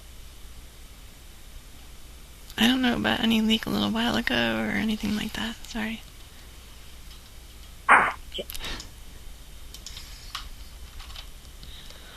Well, I'm trying to load a clip of Falling Down. See if YouTube will cooperate. I don't bring this to anybody back here, you know. This is my own private stash. I got some great stuff here.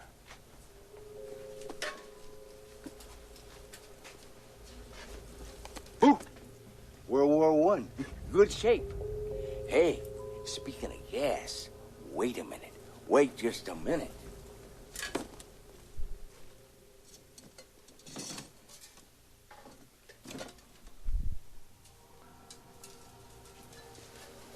You know what was in this? Zyklon B. You remember what the Nazis had? Listen. Empty. This was used, man. This was actually used. Wonder how many kikes this little can took out. Huh? Think about it. Here.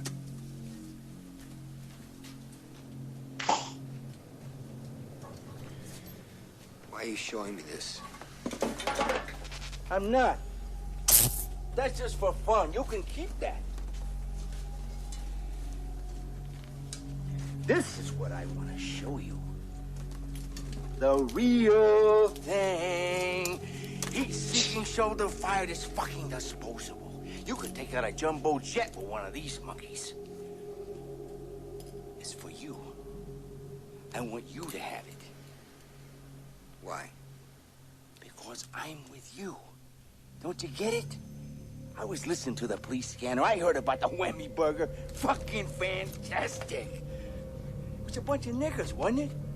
On TV, it's always nice-looking white kids. But when you go in there, it's nothing but a bunch of fucking niggers. Okay, I forgot exactly the details of that scene. I'm just gonna go... That's our friendly army surplus guy there that we've talked about him before. Yeah, he says something in there. Oh, yeah. That's the character that lets you know that the main character is not racist. Yeah. He's like, "You're just like me," and the guy's like, at the end of that scene, Michael Douglas is like, "I'm not like you at all," or some shit. Anyway. Man, the reason I brought this clip up, I typed in "Falling Down, give it to me." That part where he goes, "Give it to me, give it to me." Yeah. And it brings this up, but it doesn't, like it knows what clip it's from, but that's not in the clip. What's crazy is, that movie I think was shot, it came out in like 92 or 3. It was 93. The 93? Early 93, I think.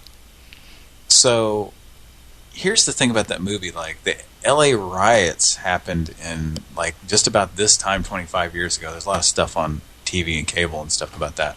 And Doogie Howser. And Doogie Howser? Did Doogie Howser do episodes about the LA riots? Yep. Really? Wow, that's funny.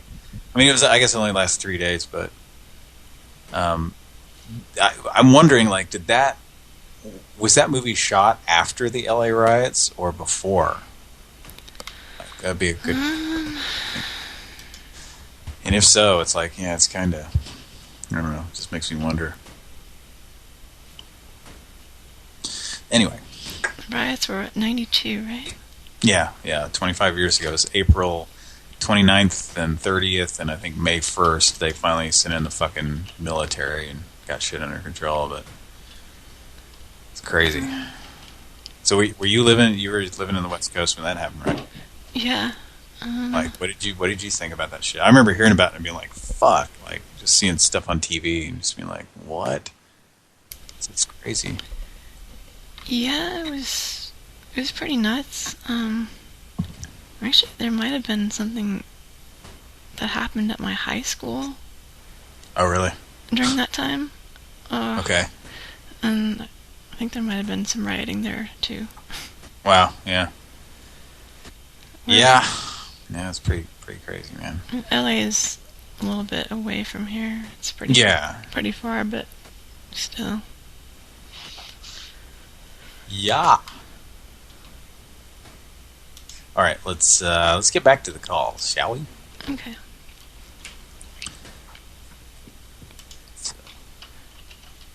Need more numbers? Yeah. Yeah, okay. I need more numbers. Yeah. Yeah. I think we blew it with that chick, but she wasn't gonna do much more than that anyway. I don't think. But she said like, "Oh, you guys are bad at prank calling." Whatever. Yeah, I wanted her to answer, but we just didn't like have a clear.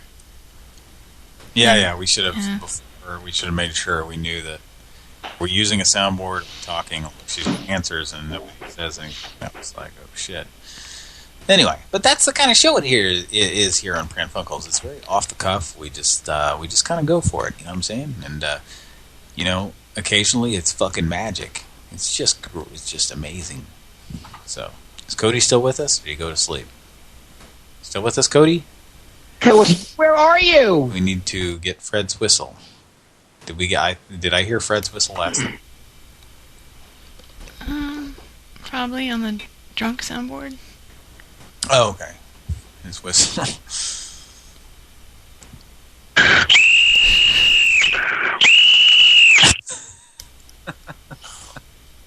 Hey. All right, here we go. I'm not in charge. This is a number. What's going on back there?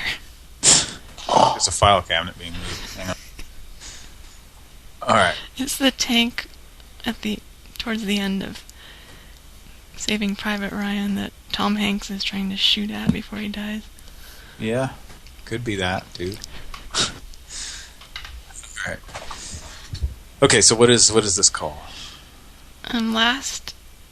I think it was last week. There's a stupid sign that says "Hot Mama in 4 weeks." Hot Mama. Sounds like a Dick and Dong promo or something. I don't know if we talked about this, but there was a local radio personality around here, and he may still be on the air, but he would have a. It was like one of these gut bucket rock stations, or whatever, and like say, "Come on out." It was a certain bar, and like, "Come on out there. They're having on Thursday night. They're gonna have the Hot Mama contest." Hot Mama contest. Yeah, so that's how he talked too. Hey, on the way, we got some AC/DC and some Eddie Money. Oh, goodness. And then we're going to have the Hot Mama contest Thursday nights. Does he have a chili dog in his mouth? Yes. Yeah.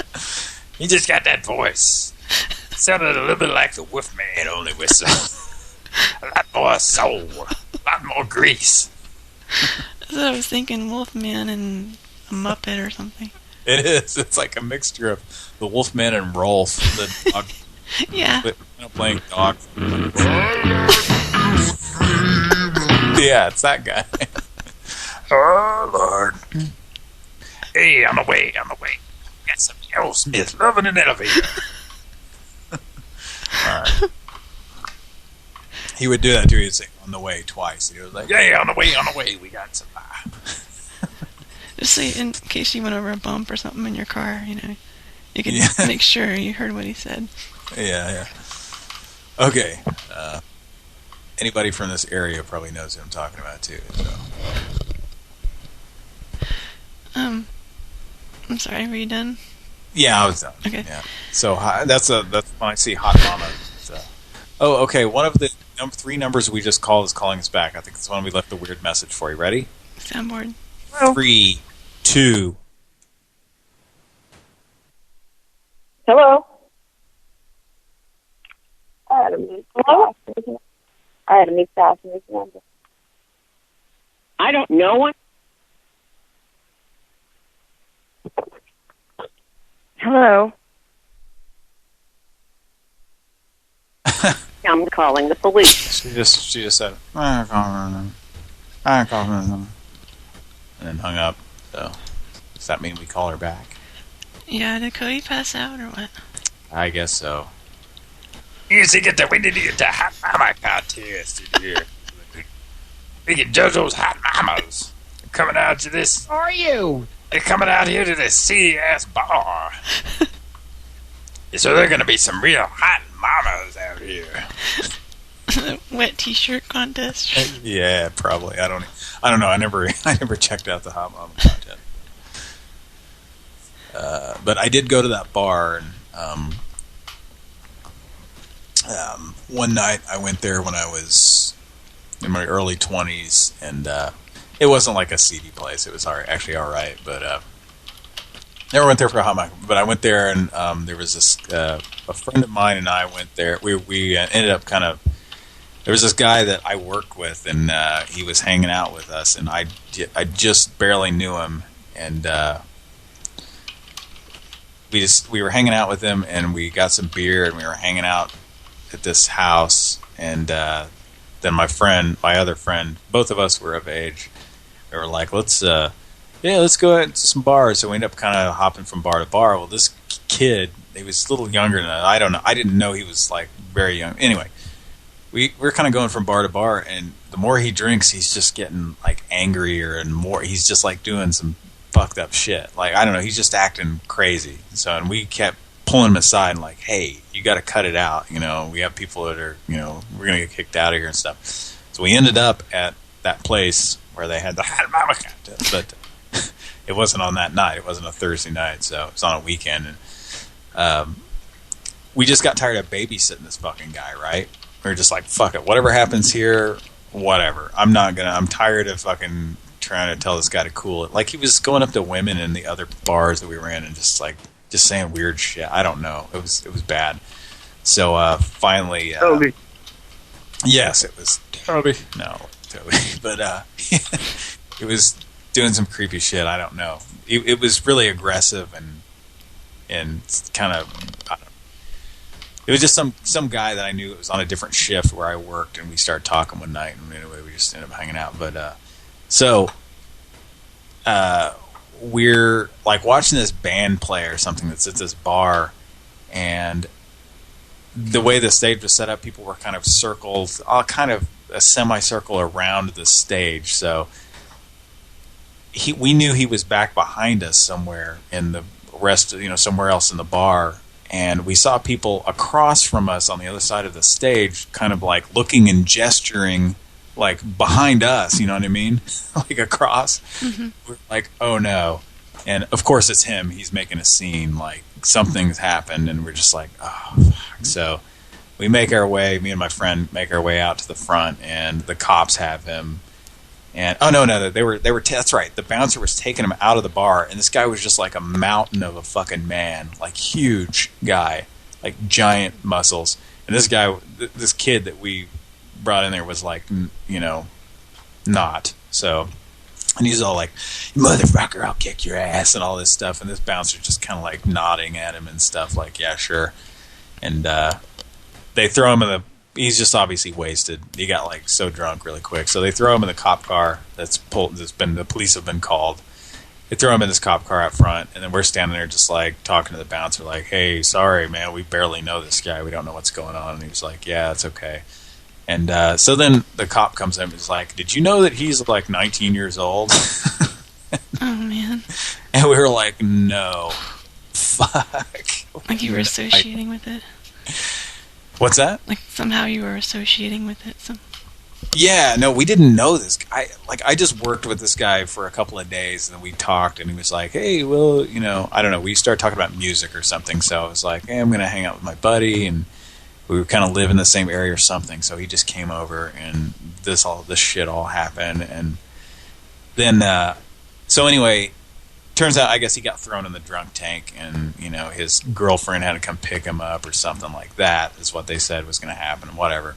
So after the weekend, I'm like, wow, that was fucked up. You know, that was embarrassing, right? You know, I mean, you know, I was like 21 or 2 or however old I was at that time. So it was embarrassing for us, though. So I go back to work, and I'm just like, I'm expecting this guy to be like, oh, hey, I'm so sorry. I just got too drunk. No, this guy's just like, hey, what's up? You know, I'm like, yeah, what's going on, man? He's just like, yeah. It's a hell of a weekend, huh? You know, like, this is just something he does all the time, you know.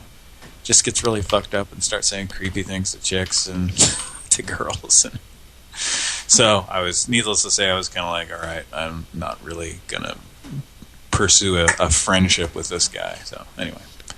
That's my story about the place that had the hot mama goddamn. Long story, sorry, folks. Oh, that's nice. Just no acknowledgement whatsoever. When you saw him again. What's that? Like no acknowledgement whatsoever. Yeah, no, he just acted like it was no big deal, and of course that's what happens when I drink, you know what I mean? Like, doesn't everybody get aggressive and try to, you know, say creepy things to the females and try to beat up the males, like, that they talk to when they're drunk? Like, yeah, this guy was like a terrible, terrible drunk, evidently. And he was 19 years old, wasn't even supposed to be in a bar, you know. I was like, yeah, you could just walk into a bar, evidently. I guess we didn't get carded, I don't remember, but, you know. It's funny because, you know, pretty much everywhere you go now you get carded. But anyway, so I'm sure the cops were on that bar owner's ass. Like, you know, you let a fucking 19-year-old come in here and buy drinks, you know, anyway. It'd be so easy to get some evidence of that. What's that? So it'd be really easy to get the evidence of that. I mean... Yeah. Okay, well, let's get on with the show. How about that? Okay. We're going to call the Havana Cat. Yeah, again, this is... It's for Ileana. It's a printed sign around here, and Cody called it last time. As Jack Arnold, with wanting the hot mama in 4 weeks. That's right. And wondering how the broad would be shipped over and why it takes 4 weeks. No, he left a message or something, right? Or did he actually talk to somebody? No, he left a message. Okay. So I drove by it again today, or a couple days ago, and I figured, like, Ileana could do it, but she thinks that it's becoming a mother in 4 weeks, like actually giving birth in 4 weeks. As opposed to 9 months. Yeah, and why you get hot. Like, is it a fever side effect? Or? I want to be hot mother. Yeah, she should keep saying hot mother. Okay. Like, hot motherhood. Hot mother. All right, here we go. I might tie Cody on the number of takes for this thing. I hope not.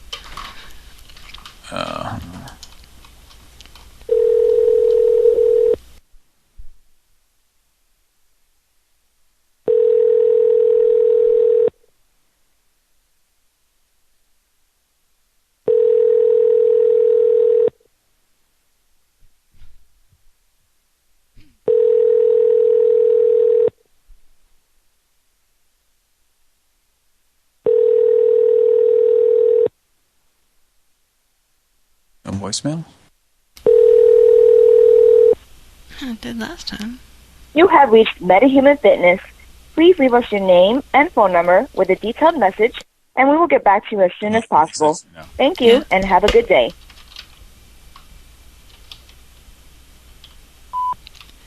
Yes, hello, my name is Ileana, and I see your sign. It's a hot mother in 4 weeks.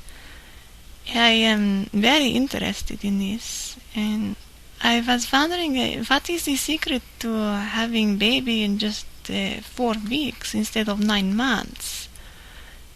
It speed up the process. And it's a hot. Is being hot a side effect from the process, like fever, or? I would very much like to have more information on this, because I do not particularly favor the 9-month child. 4 weeks sound like more bearable. So I wanted to know about that and why you get hot. So please call back 252-557-0722. And to replay your message, press 1. To continue recording, press 2. Sorry. I want you to... Yes, hello, my name is Ileana, and I see your sign. It's a hot mother in 4 weeks. I am very interested in this. Oh, it's all right. It sounded... I was wondering, what is the secret to having baby in just 4 weeks instead of 9 months? It speed up the process. And it's a hot... is being hot a side effect from the process, like fever, or... I would very much like to have more information on this, because I do not particularly favor the 9-month child. 4 weeks sound like more bearable. I have child for living myself. I wanted to know about that and why you get hot. So please call back 252-557-0722. And to replay your message, press 1. To continue recording, press 2. To delete and re-record your message, press 3. Your message has been sent. Thank you for using T-Mobile. All right. Pran Funkels live. Let's get a soundboard call from Mike next, I think, if it's coming up here. Is Mike still with us? Mike doesn't fall asleep, does he? Stop calling. No, he doesn't. Did you play the new line where she says, "Stop calling the police"? Yeah, go ahead. Yeah, Cody. Stop calling the police. Stop calling the police. Don't ever call the police. All right. All right, let's get some more numbers here, and we'll keep the show rolling here. That's for Cody. He's not there. Yeah, I guess he's... I was going to pull Fred's whistle, but then we'll probably just get a...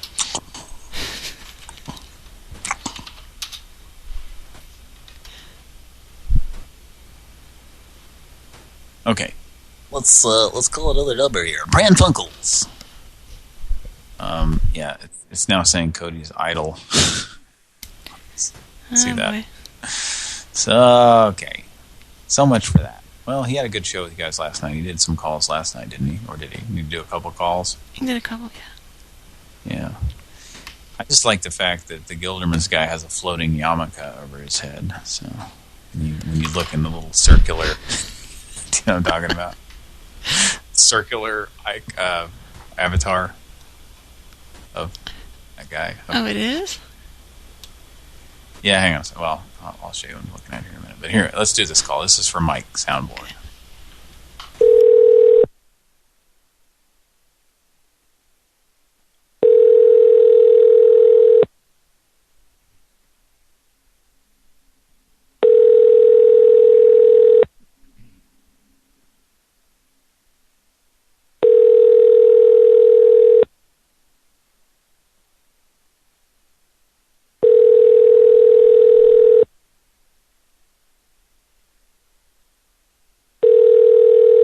Your call has been forwarded to an automated voice messaging system. Leave us alone. 50. Leave us alone. Lose it. All right. Let's try him again. Leave a voicemail, I guess, if they don't answer this time.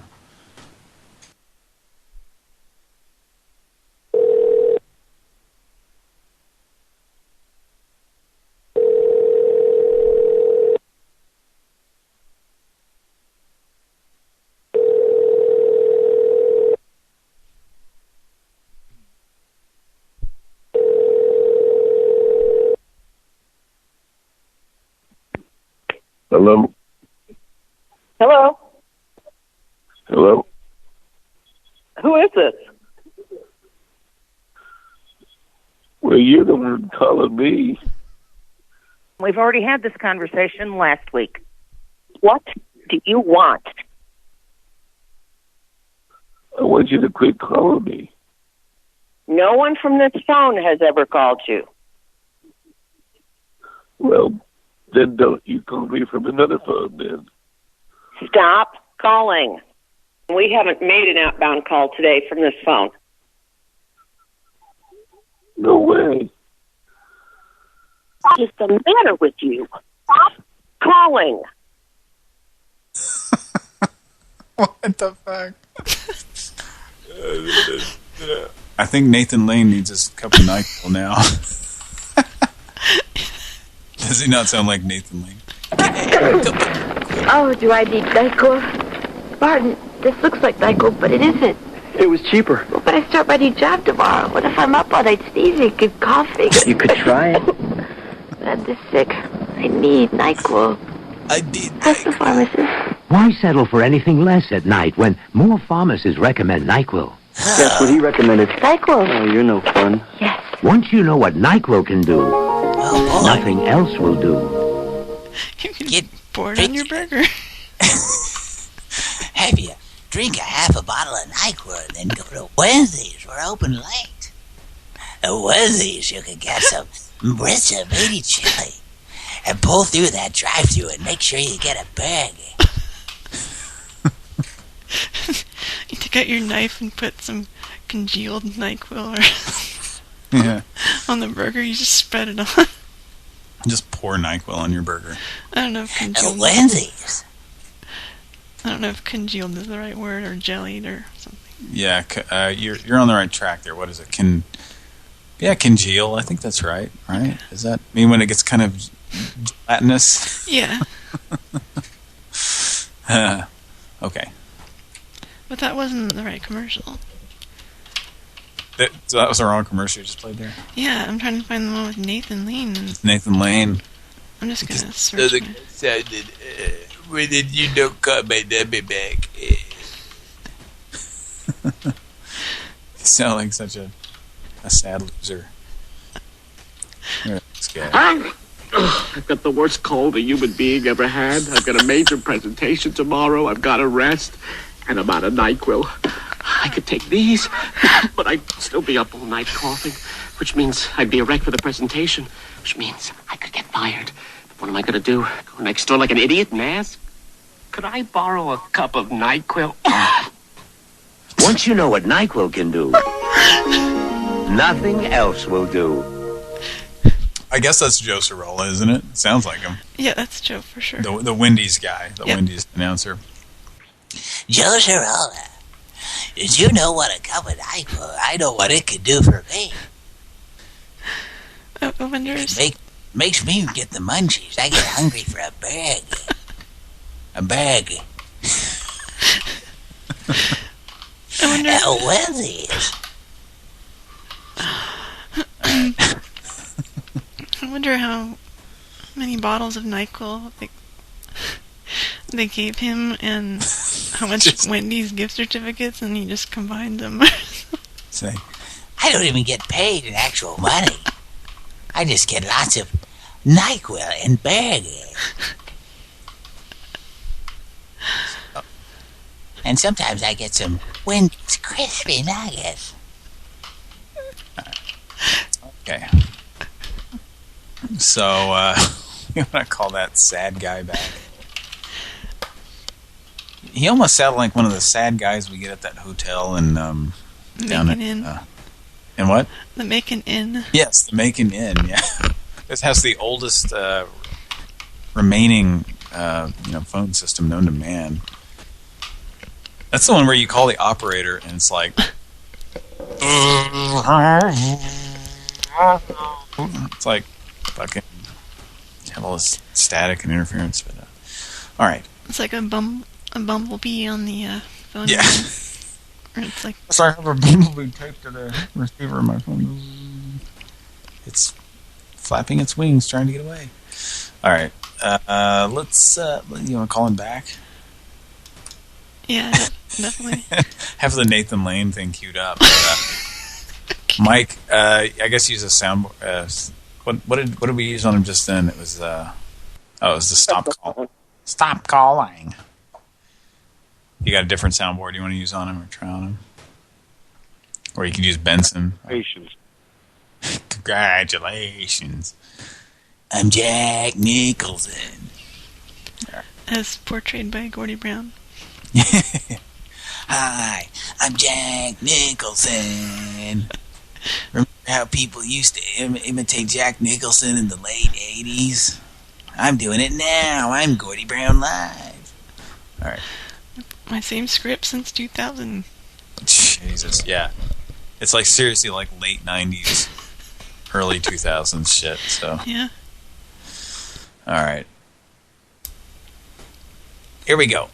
I'm being told by a colleague of ours to use Benson, but no, whatever you want. I don't care, Mike. It's up to you.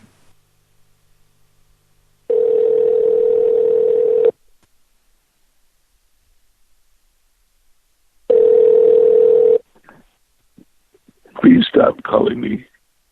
Thank you for holding. My name is Dwayne with Life Protect 24/7. How are you today? Fuck you. You say that I didn't call you and I didn't call you. We already chat. Fuck you. Maybe that guy's really sick. If that's the case, then I don't know. Or maybe he's one of those people that sounds like that when he wakes up in the morning. Well, I know what he needs for that sickness. I've got the worst cold a human being ever had. I think it is a baggie. A bag. A bag. Bag.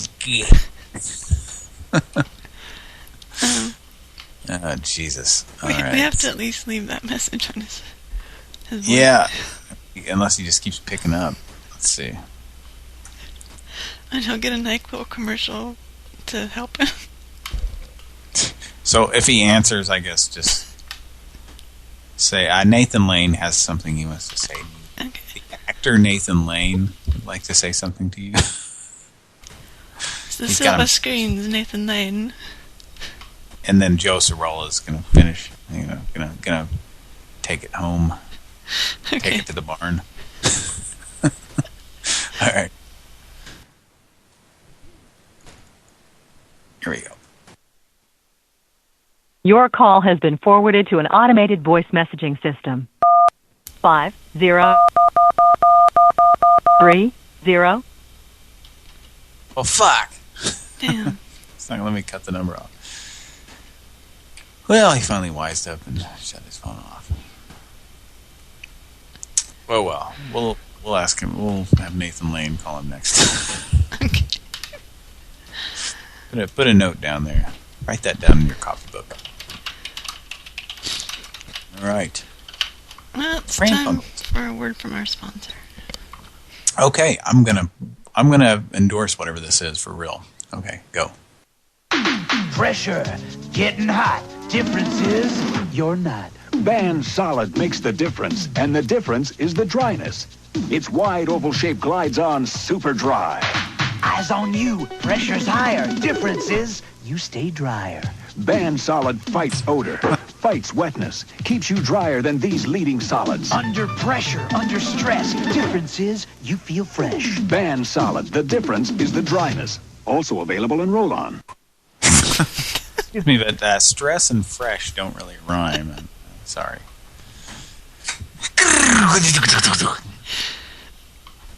Oh boy, that was yeah. That's funny because I remember a version of that was a little bit more pronounced, a little more urgent sounding than that. It was like, pressure's on, getting higher. Differences, and you stay dry. Maybe that's the same commercial, and it's just but I think there was a later version of that was like even more like urgent sounding or more like a little song or something. But, yeah. So what is it? Is it Ban? Yeah, it's Ban. Ban. Do they still make that stuff? I'm not sure.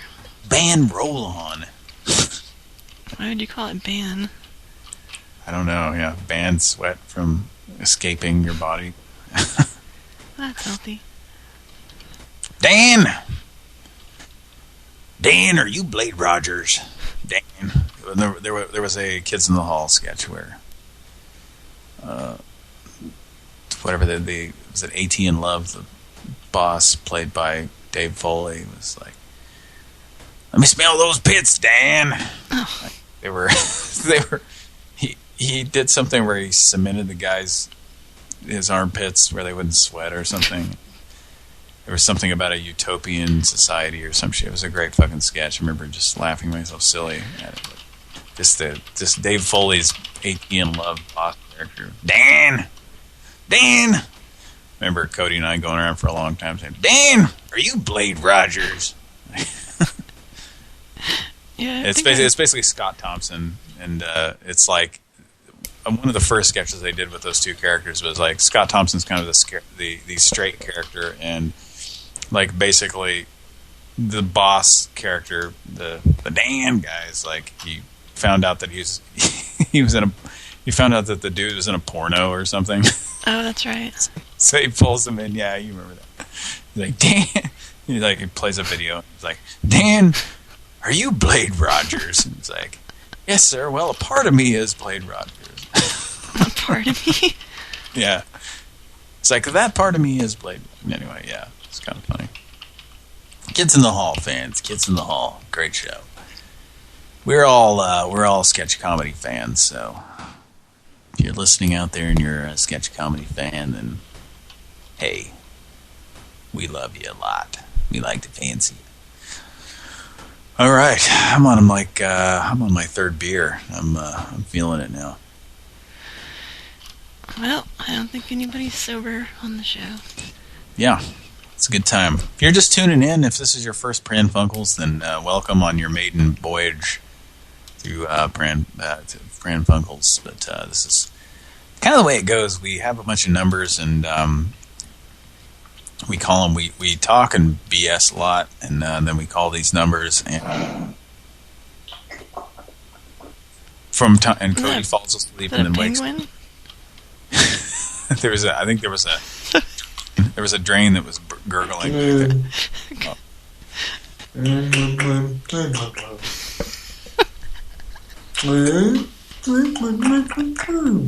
Cody, we're in a call. Shh.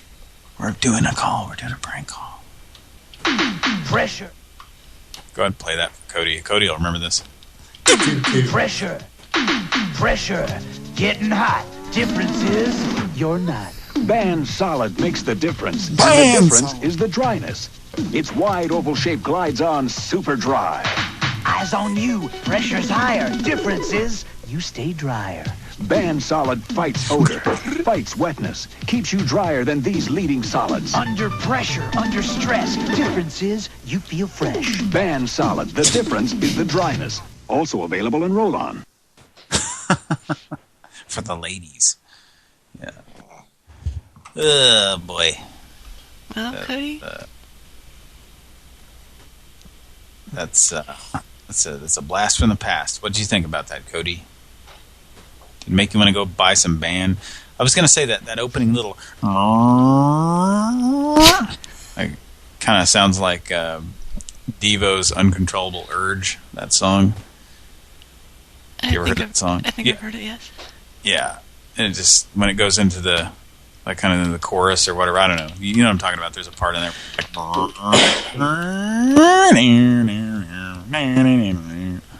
It's been a long time, but yeah. Yeah. It's good sound. Good. That's a good band to listen to too, is Devo. Listen to their stuff from the 70s, because it's totally different from the stuff in their 80s. Their 80s. The 80s. Yeah, go ahead and let that play a little. Where? Just this little. Yeah, it's right at the beginning there. Okay. And it does it right. Okay. Go ahead.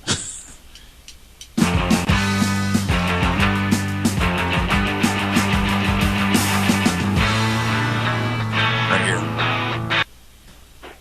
What? Right there. I got all messed up.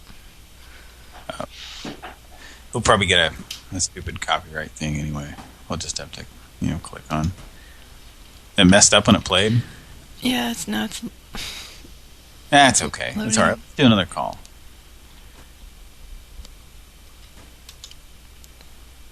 Okay. Hey, everybody in the chat, thank you.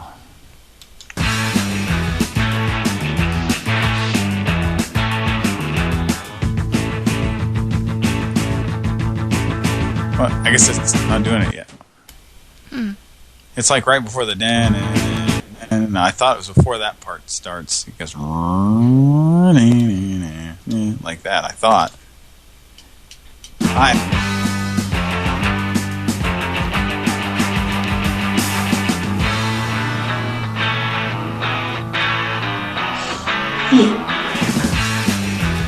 Is that it? Yeah, it's right there, but maybe it's the next time it goes back to that or something. You actually hear it like... Anyway. Okay, we don't have to keep doing that, but... Hey, everybody! Glad you could make it tonight, folks. Glad you could listen to us. And I'm looking at the chat here, and it's... people are talking about Koreatown. Koreatown. I'll tell you what. I lived really close.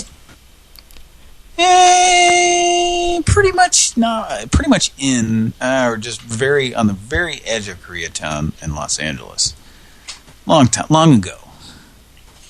That was an interesting experience. Speaking of the LA riots.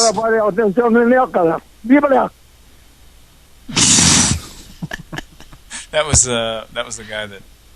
Who the fuck was that? Was the guy that said you're? You have friends at AT&F.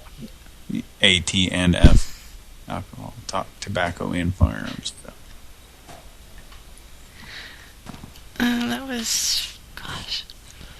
We called him on both shows, and he told Cody that you're irritating me.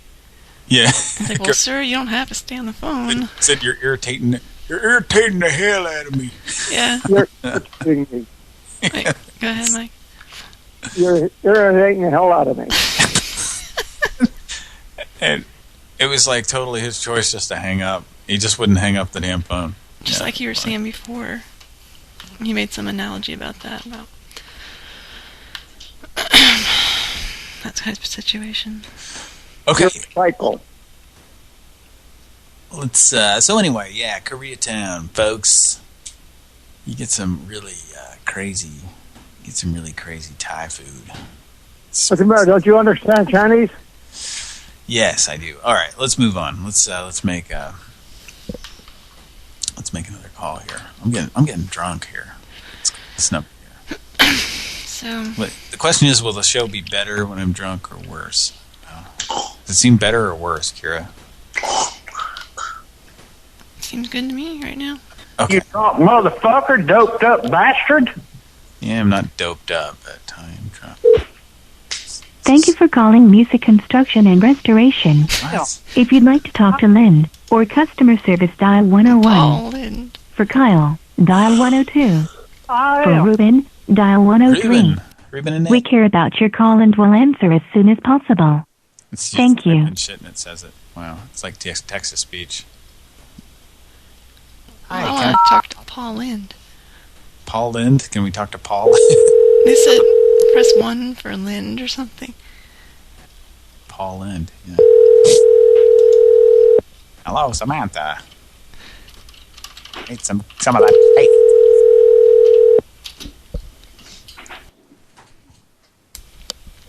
Hi, you've reached Lynn with Music Construction and Restoration. Please leave a message and I'll call you right back. Thank you. Record your message at the tone. Press any key or stop talking to end the recording. Stop. Hi, my name is Paul. I guess I got the right person here. I was trying to talk to Lynn. That's great tasting coffee, Alice. What is that? Just pour me another cup of that crazy coffee. Hello, sir. I don't know what's happening here. This is something serious that's happening here. It's very serious. There were loads of hello. Yes, Mr. Lin, that is you. Slow down. I doubt it. All right, then. Explain this one. Well,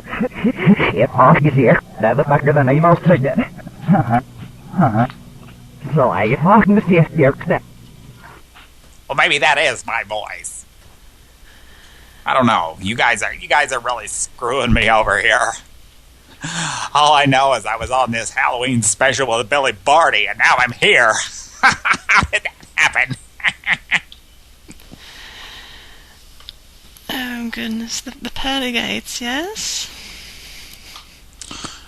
I don't know. I'm tired of making these silly calls. Ready to get out of my overalls. I know that song. And I want to get out of my overalls. That's right. So, endorsements with Oshkosh McGosh and such. Who is this? Is this Stephanie? My name, of course, is Stephanie. Stephanie. Do you know anything about the egg custard? Oh, that was Aunt Clara. Some egg custard. Well, By the way. She said it was Aunt Clara, but I don't know if Samantha... It might have been Sabrina who did it. I don't know what's going on here, but if you can give me a call back, my number's 252-557-0722. Give me a call back, you little toot-toot. Don't mess with our toot-toot either. Oh, no. I think it might be happening anyway. We tell them time and time again, don't mess with the damn toot-toot. Why don't you get Gene to tell them? What? I said, why don't you get Gene to tell them? God damn it. Oh, Gene Stapleton? That's right. Gene Stapleton, like the guy. That's right.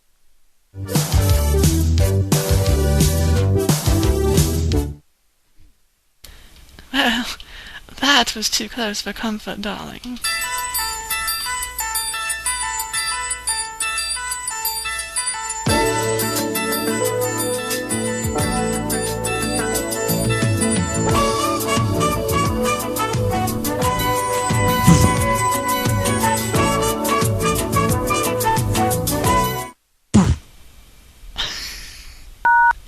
To save this recording, press 1. To listen, press 2. Record. Hi, my name is Paul. I guess I got the right person here. I'm trying to talk to Lynn. That's great tasting coffee, Alice. What is that? Just pour me another cup of that crazy coffee. Hello, sir. I don't know what's happening here. This is I could actually pass what's happening here. It's very serious. Yeah. There were loads of hello. Yes, Mr. Lin, that's... Imagine getting this message. Oh my God. Slow down. Huh. I doubt it. All right, then. Explain this one. Well,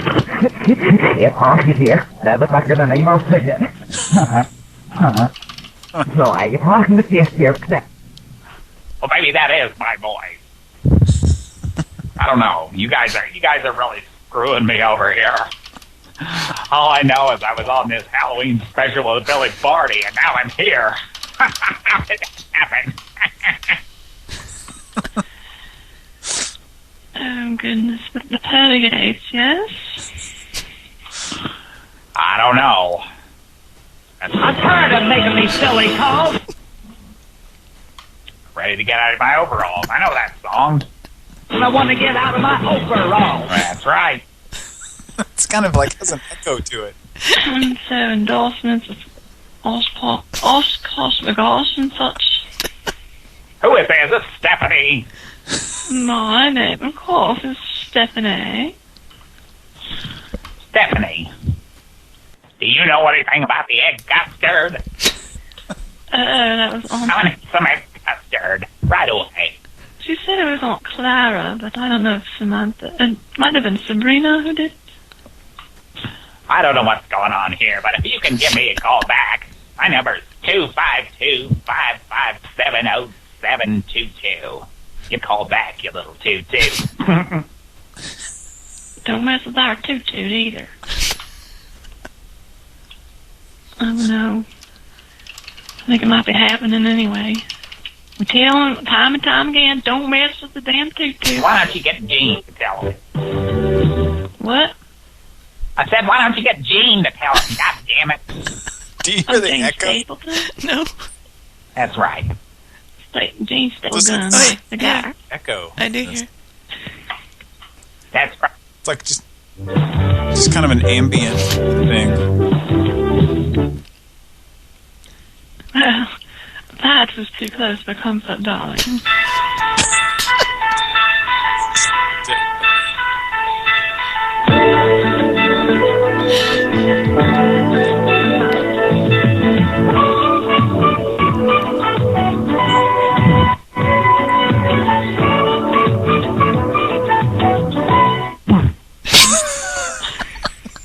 To save this recording, press 1. To listen, press 2. To record, saved. Do you hear that? Thank you for calling. Goodbye. Like a slight reverb? Yeah. Do you hear that? Yeah, actually I did. It's like, and when I hung up, it was making this little ping noise. But, yeah, the Too Close for Comfort theme, it's one of those, it's kind of funny because that was obviously made in the 80s. Maybe the theme was made in the 70s, I don't know, but the show was from the 80s. But it's has one of those snare drums that Cody always described as, you would hear it in like 70s, like not like disco songs, but maybe just some kind of soul, kind of Barry White type. I don't know, like there's a certain kind of 70s song that wasn't really rock and roll. But it would have this snare drum in it that Cody described as, it sounded like you were hitting a donut on an ottoman or something, like an upholstered, like a like, like you're not hitting an actual drum. You're just, there's a guy just sitting there with like a powdered sugar donut, just like kind of thumping it on a leather ottoman that you put your feet on or something. Just. And that's what I never knew that the Too Close for Comfort theme had that powdered donut on the snare hit. So yeah, that's the shinola on that, and that's Mr. Show reference number 3 tonight. So, all right, yes, Pran Funkels rolls on, folks. The donut upholstery sound, that was. You know, it was cutting edge, and they tried to keep it secret for a long time. That's right. Yeah. And I discussed, like, wouldn't it be funny if there was a comedy sketch where, there was, in the 70s, the guy who discovered that magic sound was like, he was just eating a donut, and he just kind of like threw it on an ottoman, a leather ottoman, and it made this sound. And they were like, oh man, that's perfect. Oh shit. You hear that shit? Anyway. It's one of those accidental Foley. You take this donut and you hit that ottoman on the downbeat or the upbeat, whichever one. Anyway. We got us a hit song. Anyway. And Harold Baltimore was over his shoulder with the recorder and grabbed the sound and then sampled it and stole it. Right.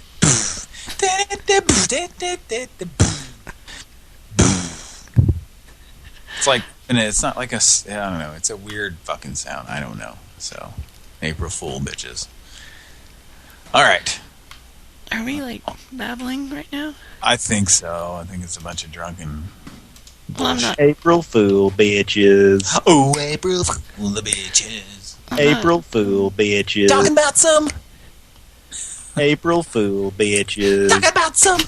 Bitches. Hey, yeah. Bitches. Oh, yeah. April Fool, bitches. April Fool, bitches. Cody, where are you? April Fool, bitches. Cody, where are you? April Fool, bitches. All right, Cody is gone. So, let's do some more numbers here. Yeah, we can do that too. But you know, you're just going to get a few. You're just going to get a few of those out of them. That's it.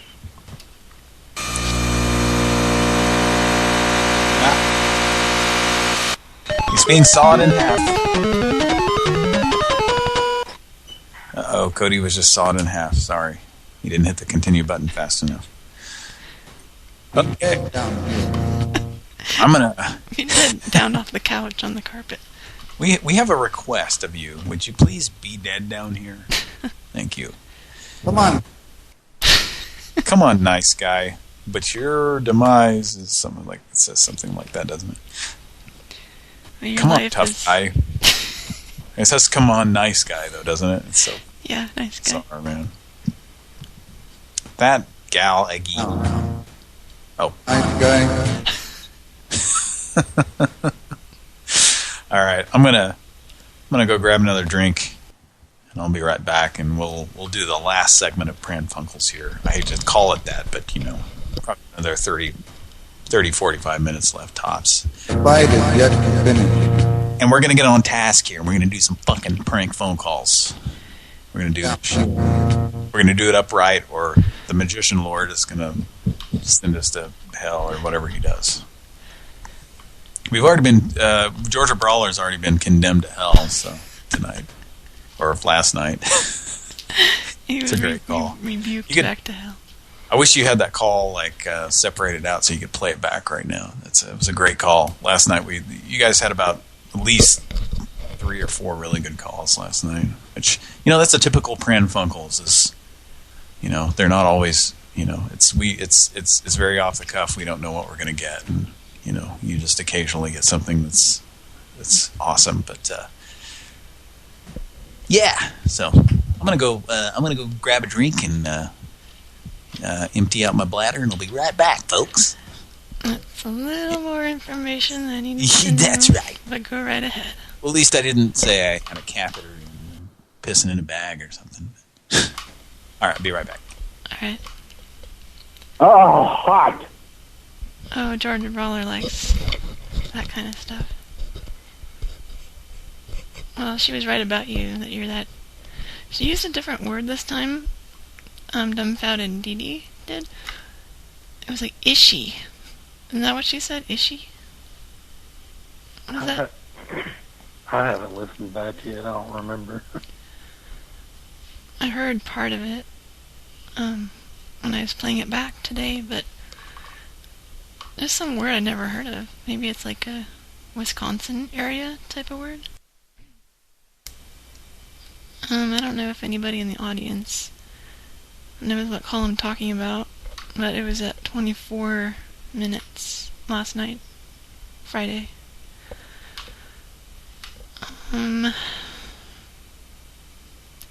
So she got, yes, very sanctimonious on that one. Check it out if you like.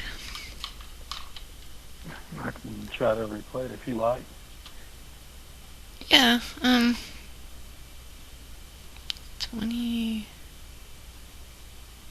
24 minutes.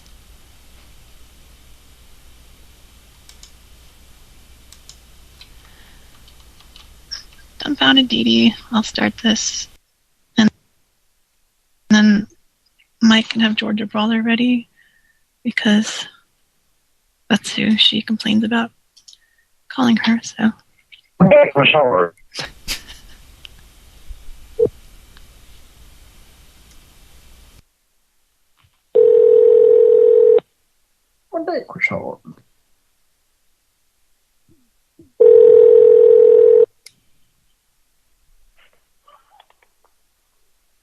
Hello? Hello? Okay, I keep getting calls from this number. I don't know if you can hear me or not, but, I can hear you. I can hear you. Do you know what? There is some kind of a scammer at called my phone company. Uh-huh. And it's not my number calling you. I found out from the phone company because I've got this weird, icky, really weird old man that calls here between like 12 and 1:30 in the morning. And then his wife or something has called here before saying that, you know, my number calls their house. And I'm just a single grandma. I mean, I don't call people. I was just getting ready to go to bed. And so the phone company told me that there's something that they can, these people can use other people's phone numbers. Yeah. And I don't know how it works, and there's nothing the phone company can do. I'm in Wisconsin, northwest Wisconsin, and I have CenturyLink, and there's nothing we can do. So when I picked up the phone, I thought it was probably that ishy old man again. He leaves perverted, sick. Yeah, ishy. You know. Did she say ishy? So, are you there? I'm here. Yeah, that's a good call. Go check that one out. It's at the 24-minute mark on the last episode, last show, last night. And what was the thing? I was going to say something about, there's something she says. Like, no, she's talking about, at one point, Kira's saying, and he said some sexual things. She's like, yeah. And it's the second time. And one time this woman called and was telling me the same thing had happened to her. Or something to that, you know, that's not verbatim what she says. But the funny thing about that is she's talking about when we did a self-call to her. We basically did a self-call. Or who did? Dials and Disasters? Yeah. Yeah. So Dials and Disasters did a self-call to her.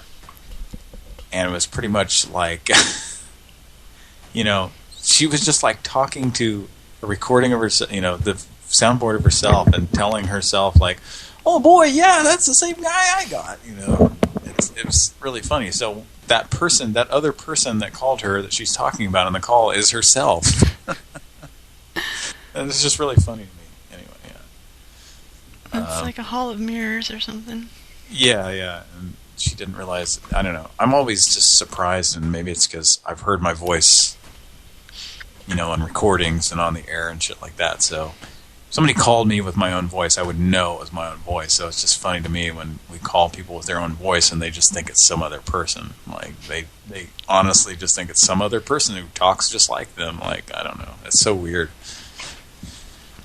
Yeah, and like when you could really step back and analyze it when you do self-calls. Like, so if you had the chance to talk to yourself and you didn't know, like, what would you say to yourself? And like analyze the responses. Like, this could be used in like studies. Yeah. It's like a psychological thing, right? Yeah. Like, I guess we've yet to.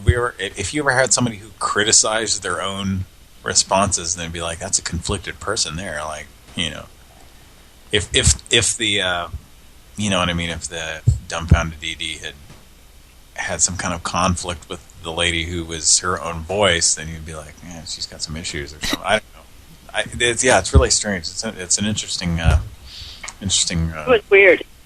Yeah, it's an interesting concept there. That's really weird. That's how Pran Funkels is going to make it big. Right there. With a southern accent? Like, yeah, we're just helping people here. Be like, okay, I'm going to have a lady. Yeah, that would be a very interesting experiment actually. You know, like, you would record somebody talking about, or I don't know, how would you do that? You just have to record them talking to a different soundboard or talking to a person over a phone. And you take those audio clips and then you say, okay, we're going to have you talk to someone else, you know, and this is at a later date. This is like several weeks or a month or two later. We're going to have you talk to somebody else, and then it's actually their voice, and see if they even figure it out. And I don't know. It's just very interesting. So yeah, well, somebody get in touch with us and help us set that study up. Yeah. Definitely. And anything we make will go toward Skype expenses. Yeah. Or dead computers and stuff. Yes. It's a good idea. Speaking of which, if you want to donate to Pran Funkels, you can still do that. asking for donations, but we're telling for donations. No, I'm just kidding.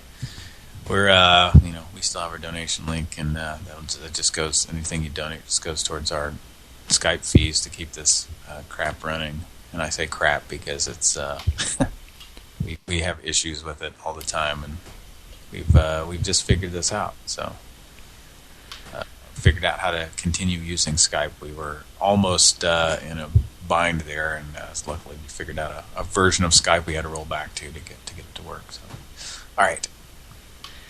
Yeah, if you need help with Skype, don't go to their support staff. Go to the forums, and your fellow users are much more helpful. Oh yeah, that's where we got our information. So that's how we were able to continue doing this show. So basically, I had to roll back to an old version so we can take incoming calls, which we've actually had some incoming calls tonight. So that's a good thing from people we called earlier. Alrighty. Oh yeah, that one girl called back and said she had a missed call. Did we ever call her again? Did we call her back? I think we did, didn't we? Let's see. Ooh, let me go back in the chat. This is what happens when you drink too much. You're just like, fuck. Okay. So Patrick, drunk, I'm high, Mike is both? I should probably drink some more. He's just passed out. He's just tired. Well, he was drinking too. No, Mike. No, Mike. I mean, I'm saying all of us, yeah. All of us are under the influence of something. That's right. What? That's right. I'm under the influence of karaoke. No. Jeremiah was a bullfrog!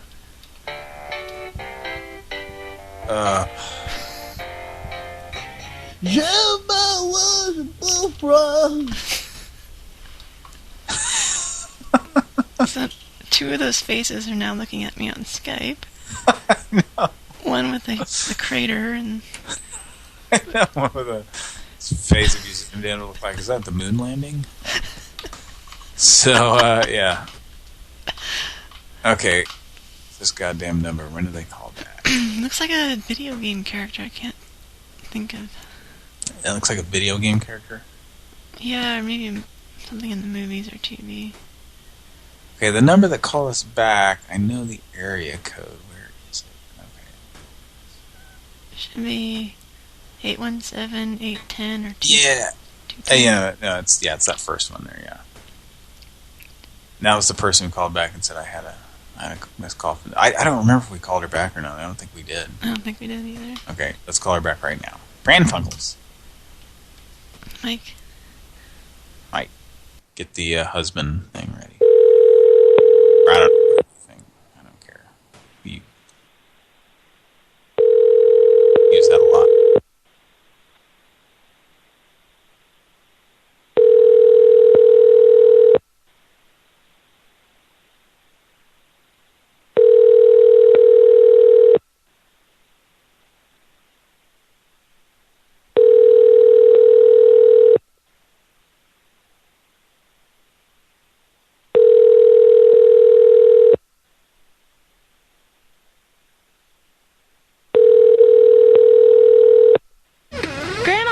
Can you come out and play?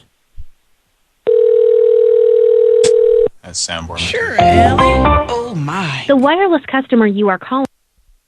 Bitch. That kind of went together musically a little bit. Yeah.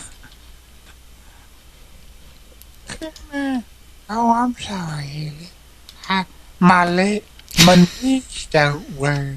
Something like Grandma, can you come out and play?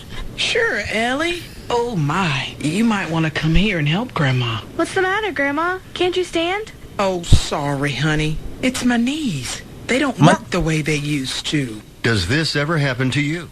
No. No, my skin doesn't change from white to black from commercial to commercial.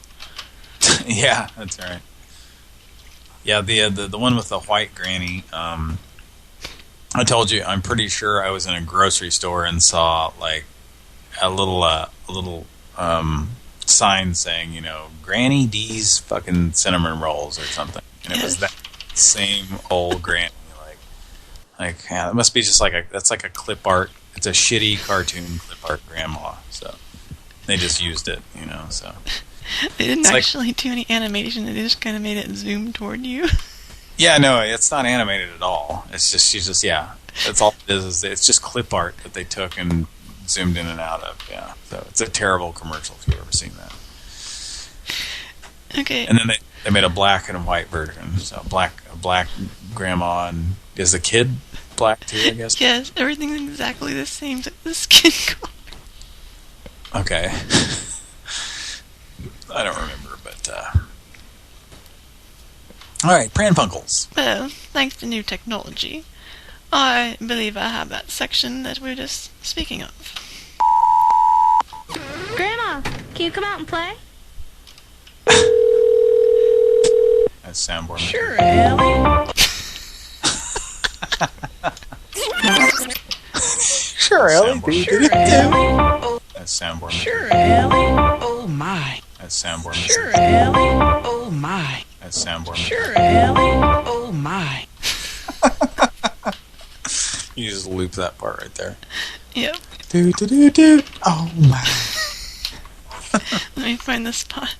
That's soundboard. Sure, Ellie. Oh my. Sure, Ellie. Oh my. Like that? Like that's the sound of her knees not working. That's how she knows her knees have stopped working. She hears do do do do. It's like a bionic knee with a little alarm. Yeah. Sure, Ellie. Oh my. Sure, Ellie. Oh my. Sure, Ellie. Oh my. The most ridiculous part of that is at the end where she's like, "Catch me if you can, kiddo." Are you on Medicare? You may qualify for a pain-relieving knee brace at little or no cost to you. Call the health hotline to see if you qualify. Our friendly agents are standing by 24/7 to help you. We also have braces for your shoulder, ankle, or back pain. And if you're covered by Medicare, you may qualify for free delivery. Grandma, slow down. I can't keep up. Maybe you can use a knee brace too, Ellie. Catch me if you can, kiddo. Call now to get your pain-relieving knee brace. God, it's so bad. And then your 8-year-old kid calls up and said, can I have a knee brace? Yeah. Maybe you should call and be like, pretend to be Phyllis, and say, yeah, I got one of your knee braces, but now your commercial seems to suggest that maybe I should get one for my granddaughter too, because she doesn't skateboard quite as fast as me or whatever. I have the number, I think. Operators are standing by. Call 800-915-8941. That's 800-915-8941. Again, 800-915-8941. That's 800-915-8941. 800-915-8941. All right. So you got the script. You know what to say to them. I think so. Your commercial seems to suggest my 8-year-old me, because she's not as fast as me on a skateboard or whatever. Is it a skateboard? The commercial, I don't remember. Or a scooter or something? Like, yeah, it's a scooter. Say my 8-year-old's not quite as fast as me on my Razor scooter. Okay. All right. All right, and just keep looking at the chat, and I'll type in ideas if I'm sober enough to type. Yeah, I need your help. It's the lame masking the mute or whatever.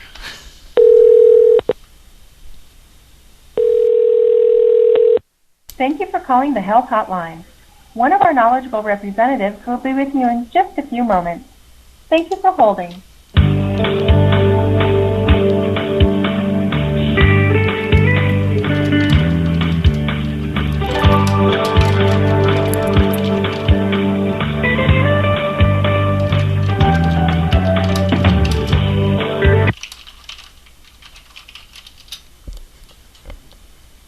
Hello, thank you for calling Global Healthcare Management. My name is Kawan, and you're on a recorded line. Are you calling today for a knee brace, a back brace, or like most of our callers, both? Well, I already have the knee brace, actually, but I was referring to the commercial with the grandmother on it, and she has the little scooter, I think, and it really kind of stood out to me because she said, she wanted to play with her grandma, but she couldn't, and she said maybe you should get a knee brace too, and she's really outdoing me, so I was thinking maybe I could get one for her. Seemed like a good idea. Okay. So you're interested in the knee brace, is that correct? Well, yes, it's for my granddaughter. Yes. The knee brace is for your granddaughter? Yes. Okay. And how old is your granddaughter? Well, she's 9. Okay. So you want a knee brace for your granddaughter? Yes, I mean, she's way slower than me on the scooter. So that commercial just, it kind of sparked me and said, maybe she could use a knee brace. Okay. Maybe it is a good idea. So you're saying she's not, you'd like her to be more mobile? Well, it's, now that I have my knee brace, I'm doing great. And now she's the one who seems to be, lagging. So I want, just like the commercial suggests, maybe she could use one too. Okay. Okay, I can definitely see if she's eligible to receive the knee brace through her insurance. May I have her first and last name? Well, her name's Brittany. Kapuppets. Spell the last name for me. Kapuppets.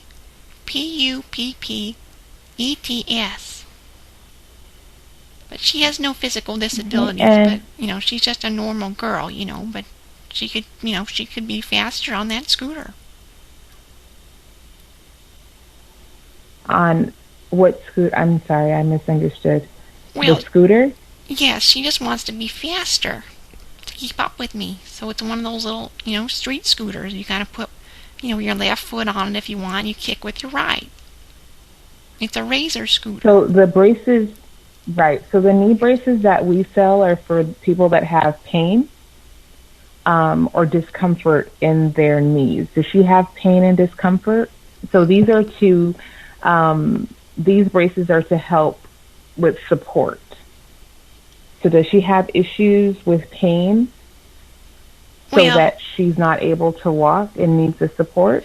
Yes, she needs the support because she can't keep up with me, and it's a real hard workout. And no, she's just not physically able to do it. So I need, maybe need a couple of them. I'm not sure. We go around the block like 6 times. Okay. And what is her date of birth? Well, it is August 7th, 2004.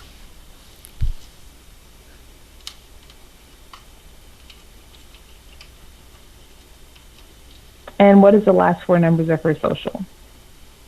1967.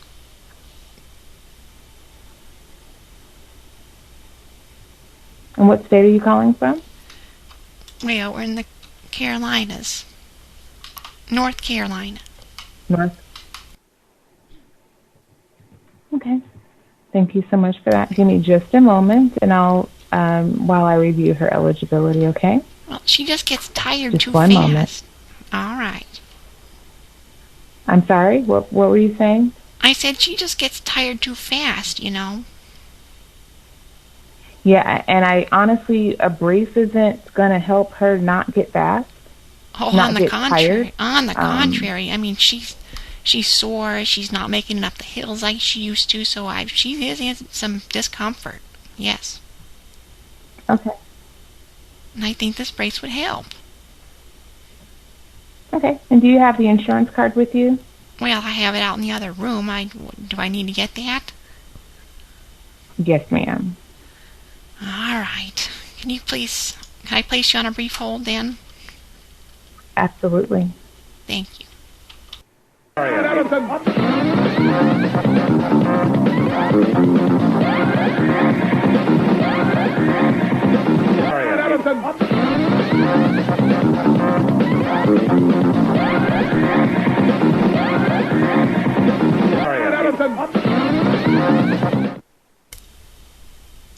All right, ma'am. Hello? She hung up. I was laughing all the way through that. She's just like listening to all this shit like, this is gonna be... What is that hold music from? What the fuck is that? A 1979 wrestling show in Georgia. Local, like it was a really cheap local wrestling things on TV. And that was like them going to commercial with the end of a wrestler doing a promo yelling about something. That was funny. Yeah, the 2004, I was like, oh, she's 12. I know. Whoops. I just could not do it right now. Nah, it's funny though. No, it's funny because that's the kind of shit you think is like, maybe you need a knee brace too, Ellie. Yeah, I mean that's what you get. Like dumb people will call and and ask you something like that because you made a misleading. I wonder if she's even seen the commercial. She has no idea what you're talking about. Like, no, she was trying to be helpful. We go right. Well, she was like willing to like try to give your kid your 9-year-old kid a knee brace so she could ride her scooter faster. That's so stupid. All right. And the whole music did her in.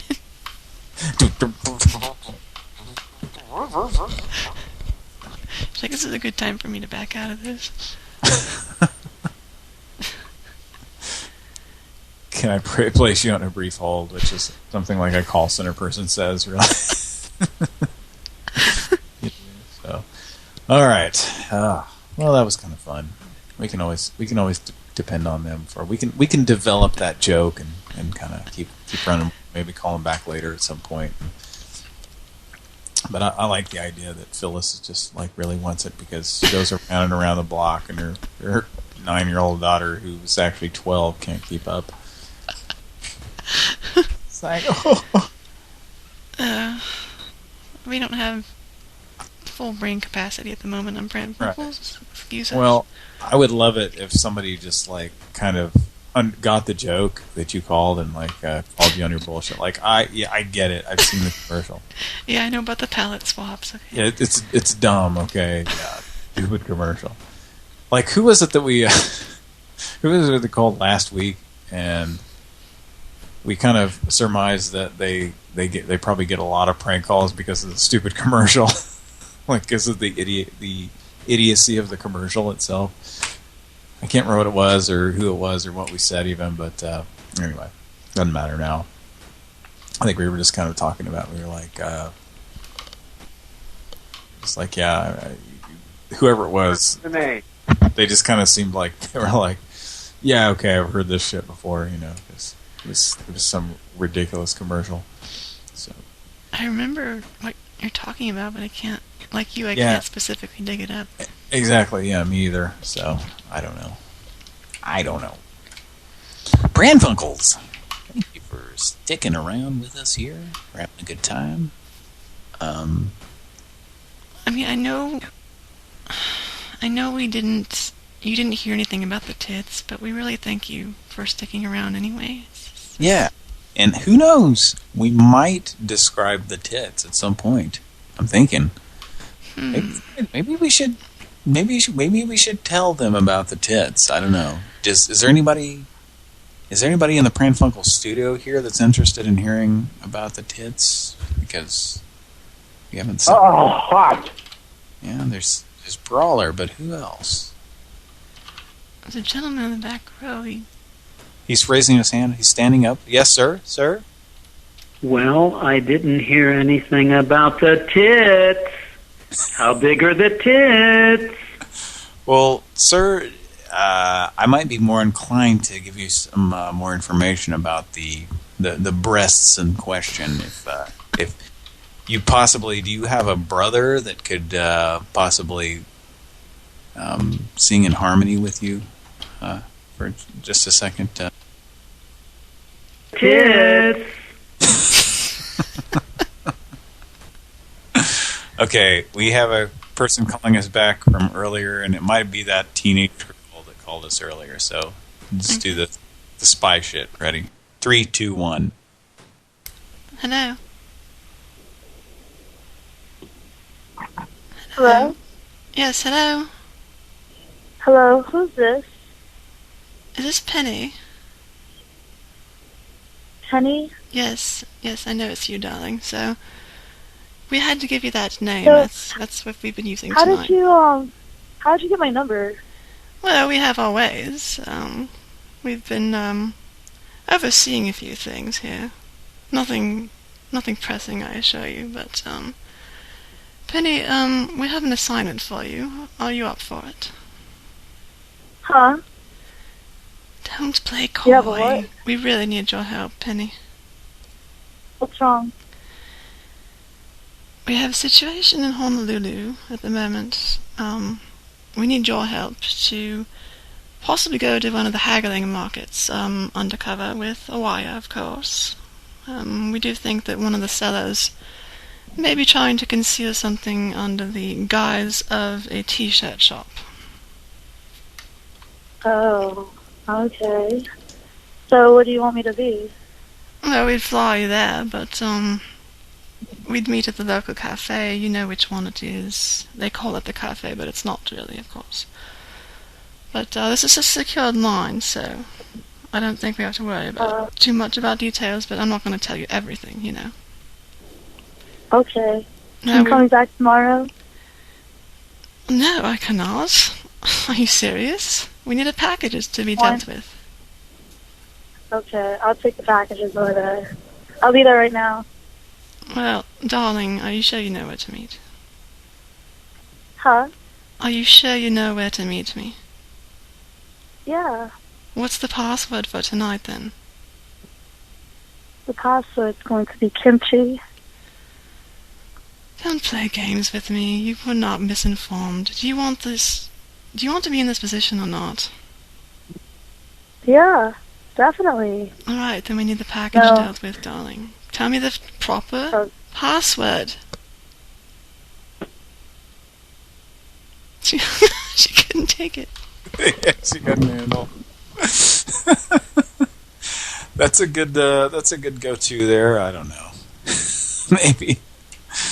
I think at this point she kind of thinks it's a joke, but is like, oh, wait a minute, how serious is this? Because you're like really kind of pressing her there. So yeah, that was good. Yeah, I like that. I was trying not. It was exactly what I thought it was. The teenage. What I know. She may not be a teenager, but just some chick from earlier. I don't know. But yeah. All right. Nice. That's fun.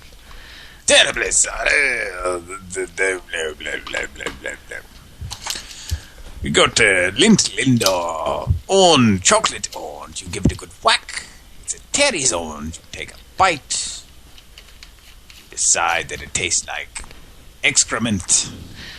Oh, no, it's the finest quality. You whack it and then throw it in the garbage. No, you whack it and then you unwrap it. And it looks like an orange cut perfectly into 16 slices. It's just, to die for. Whack it and unwrap it is what I do with my member times. That's right, I like to masturbate with a condom on. Then I take it off and I throw that condom into the proper receptacle. Alright. You mean it's not like whack-a-mole? I thought it'd be a whack-a-mole for you. I'm not going to masturbate any moles. No, they whack your cock with the whack-a-mole mallet. Well, that sounds like fun, but I don't know. I don't know if I would. I don't think I'd like to partake in smashing a mole over the head with a mallet, which is as upholstered in some way. Okay, I'm terrible at accents. All right, enough out of everybody. Come on, it's time for a commercial. We'll be right back after this message. Jello brand pudding puffs, new chocolate vanilla swirl. Chocolate and vanilla? Swirled together so that the right side of your mouth says, I want chocolate Jello pudding pops, and the left side says, no, I want vanilla Jello pudding pops. You can have both. New chocolate vanilla swirl. All the goodness of real Jello pudding, so you know it's wholesome. What does your mouth say now? Chocolate, vanilla, swirl. You said a mouthful. Swirls also come in chocolate and caramel.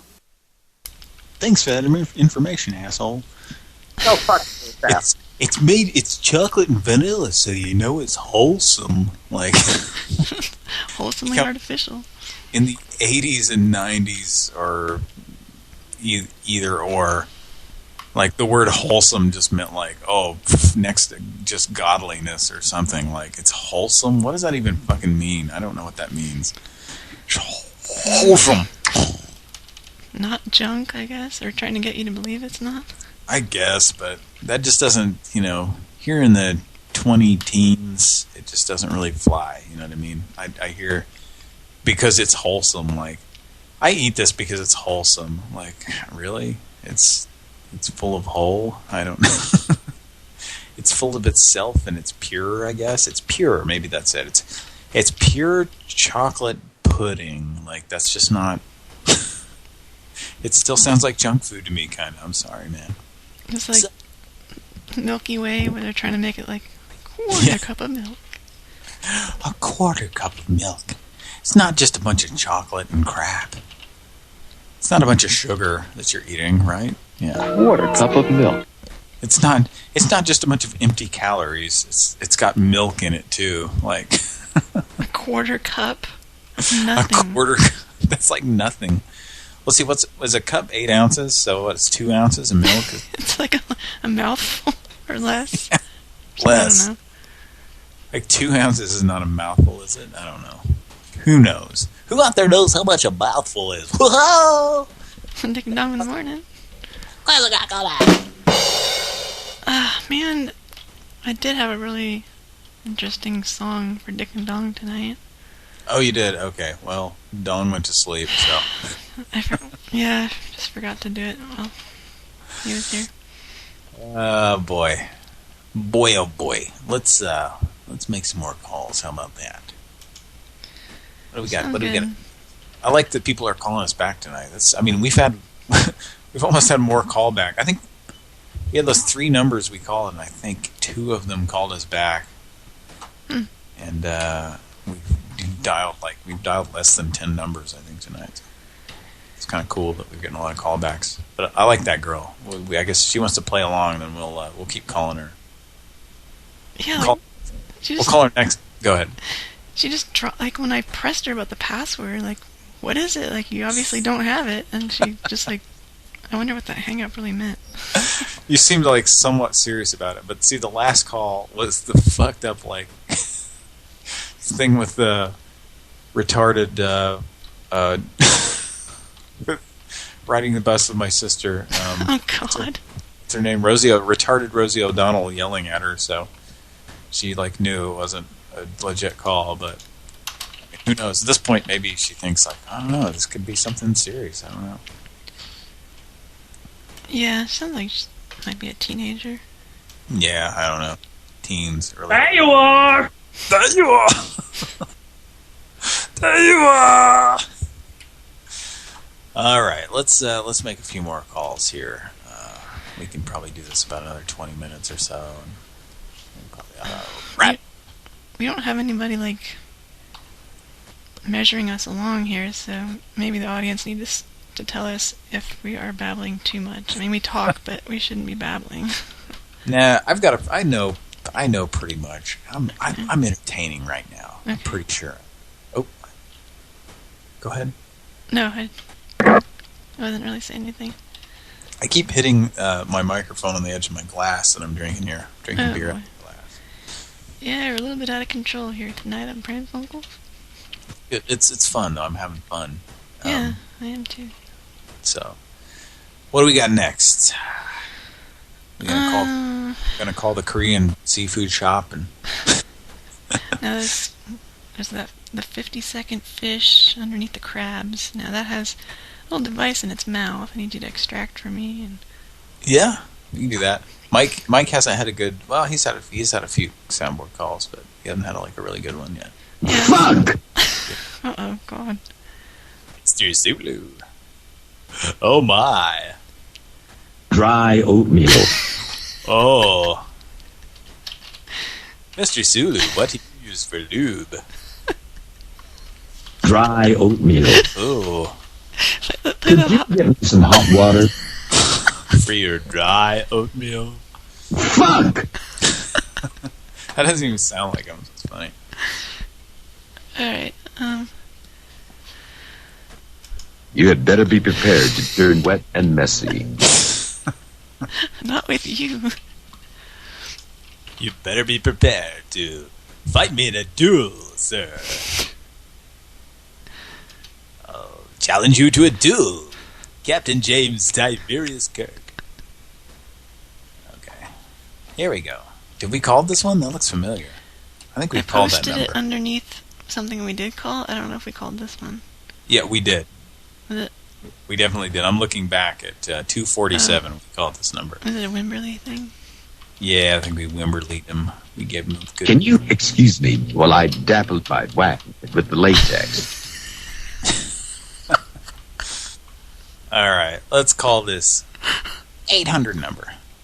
All right, we're having too much fun. I bet you're going to throw it on the screen. But aren't you aroused? Thank you for calling about Copper Chef. For quality purposes, this call will be recorded. If you're calling to place an order, please press 1.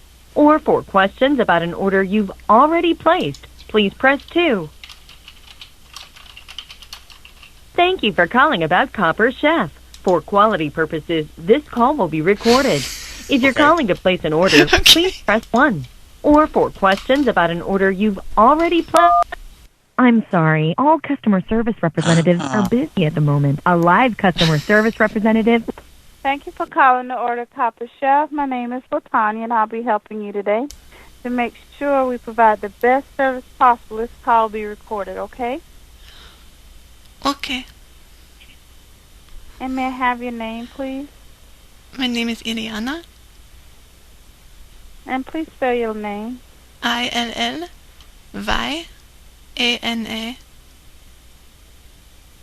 Now I call in it's... Y? Oh, Y. Okay, ILLYNA? Yes, ma'am. ILLYANA. That is correct. And may I have your zip code, please? Well, I call in and it's the topless chef. Thank you for calling the Order Copper Chef. My name is LaTanya, and I'll be helping all right, you today. bitch, I did not need the whole spiel. Don't make me feel stupid, okay. All right? No, not at all. And may I have your zip code, please? God damn it. 27891. Yes. So that's in Whitakers, North Carolina, correct? That is correct, and do not patronize me again. Ma'am, I'm not. I have to tell you that 27891 is Whitakers, New York. Yes, but you did before. You were very rude. Oh, no, not at all, ma'am. I have to say thank you for calling the Order Copper Chef. My name is LaTanya, and I'll be helping you today. I have to ask you your zip code. I'm required to do this. I talk to each customer, and I'm required to do each customer the same way and ask the same questions. Yeah. Now, Copper. Yes, ma'am. Now, Copper Chef Square frying pan is super strong non-stick pan with our revolutionary ceramic tech coating. As you saw, nothing sticks to it, not burnt milk, not gooey burnt cheese. The 9.5-inch Copper Chef pan is only $19.99 plus $7.99 processing and handling. with our lifetime warranty against chips, flakes, and bubbling, and our full 60-day money-back guarantee, less processing and handling. You have nothing to lose. And as an added bonus, we're also including our tempered glass lid. Just cover separate $7.99 processing and handling, complete with steam vent and steel handle. The lid is valued at $29.99 and it moves seamlessly from the stove top to the oven. Let's go ahead and get your order started, okay? All right. I want to know what element this chef is made of. Oh, the Copper Chef. So let me look up the Topless. details to tell you what it's... No, it is not made of copper. Let me look that up. One moment, please. Okay, it's called the Copper Chef. But it's not made of copper. Let me look it up 1 second. Oh, it's a fluoride or... Now, a lot of... Let me please explain. A lot of customers want to know where products are made because they're curious how U.S. companies like TriStock products help our economy, and that's a great question. Strive... Okay, no, that's not it. Hold on. That's telling you where it was made. You want to know what it is made of. It's here. Just one moment. Oh, okay. Is there a boron chef or a phosphorus chef? I can only tell you about Copper Chef. One moment. Okay. Got it. The pan is copper colored. It's not copper. Oh. Copper is not healthy to eat out of. It's coated aluminum with a steel induction plate. Oh yes, I do now, not want to taste pennies when I eat. How many Copper Chef frying pans would you like to order? I would like 2. Were you reading out a book? You flip the page of the book and read the information? Is this a prank, ma'am? Is this a prank? Is this your first time ordering something? It is not prank. It sounds like you were reading to me. Let me just explain, ma'am. I'm required to follow a certain procedure. I'm required to ask the same questions of everyone. Now, would you like to buy one and get one free? That's going to get you 2 pans. Or would you like to order 2 sets? How many Copper Chef buy one, get one free sets would you like? One, and I want you to know that I love you lots and want to fancy you. Is this a prank? Well, no, this is... Which credit? This is the kind of influence. I've never had such difficulty. Now, which credit card would you like to use today? You can use an ATM card with a Visa or MasterCard logo on it. My love is not a prank. In my home country, we fancy you a lot. Okay. Visa, MasterCard, American Express, or Discover. You are so sweet. It's in the baskets. I'm sorry, I didn't understand you, ma'am. I'm having difficulty understanding you. Visa, MasterCard, American Express, or Discover? Visa. And do you see the word debit printed on your card? No, ma'am. And may I have the card number, please? 40 02 1979 3203 22.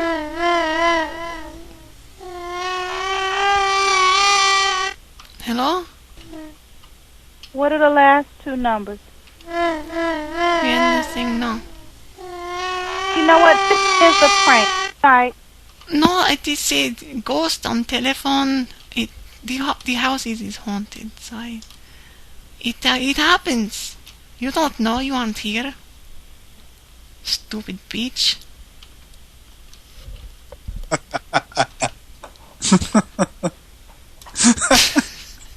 That was great. Good, ridiculous call. Thank you. Now we definitely gotta get some for Mike. I love it. The elements thing. I need to know what element this chef is made of. Let me flip to page 32 here in my handbook and read it to you. Ridiculous is that shit. I was like, you know, I don't know, like, I haven't done like full-on phone support like that, but can you not just bullshit a little bit? You know, can you not just pretend like you know a little bit about this? You know what I mean? Can't you not just like, even if you are just reading something, can't you just go like, you know, it looks like it's a copper coating. It's not actual copper. You know what I mean? Yeah. Instead of going like, hang on, man, I'm typing away. I'm trying to learn about this product. I've worked here 8 months, but I have no idea what to say to people. You know, it's like, just so stupid. Like, I don't know. She's probably getting paid, you know, $7 an hour. So that's why she's so damn rude. She just starts blabbing the intro like very rudely. Like a smart-ass response to what I was saying. Yeah, exactly. Like just interrupting you. And what a beach, as Ileana said. So. Yeah, what a great way to get business. Is it a phosphorus chef? All right. You bitch. You bitch. You bitch. Is it boron? A boron chef or phosphorus? Those are all ideas that Mike and I were submitting. Yeah, that was a team effort. The I love you a lot and want to fancy you, like that was so good. Yeah, and like she just except they'd be nice to her. What's that? She just kind of absorbed it and moved on. Like, yeah, I've heard weirder, you know, shit. I don't know. All right, Pran Funkels. Let's keep on going here. After this message. Okay, let's take a little commercial break, and then we'll be right back. Pran Funkels. Look at what we have for Mother's Day. This beautiful, custom-inscribed, custom-made flower basket. That's for Mother's Day at your participating Carvel ice cream store. Isn't that beautiful? And while you're there, ask your Carvel dealer to show you how he makes these ice cream cakes. Would you like to send this flower basket cake to someone in most areas of the northeast of Florida? Please phone the toll-free number that you see here, and we honor most major credit cards. Thank you. What a shitty commercial. You want to send this to somebody northeast of Florida? Like, what does that mean? Like it's Georgia up all the way up, I guess?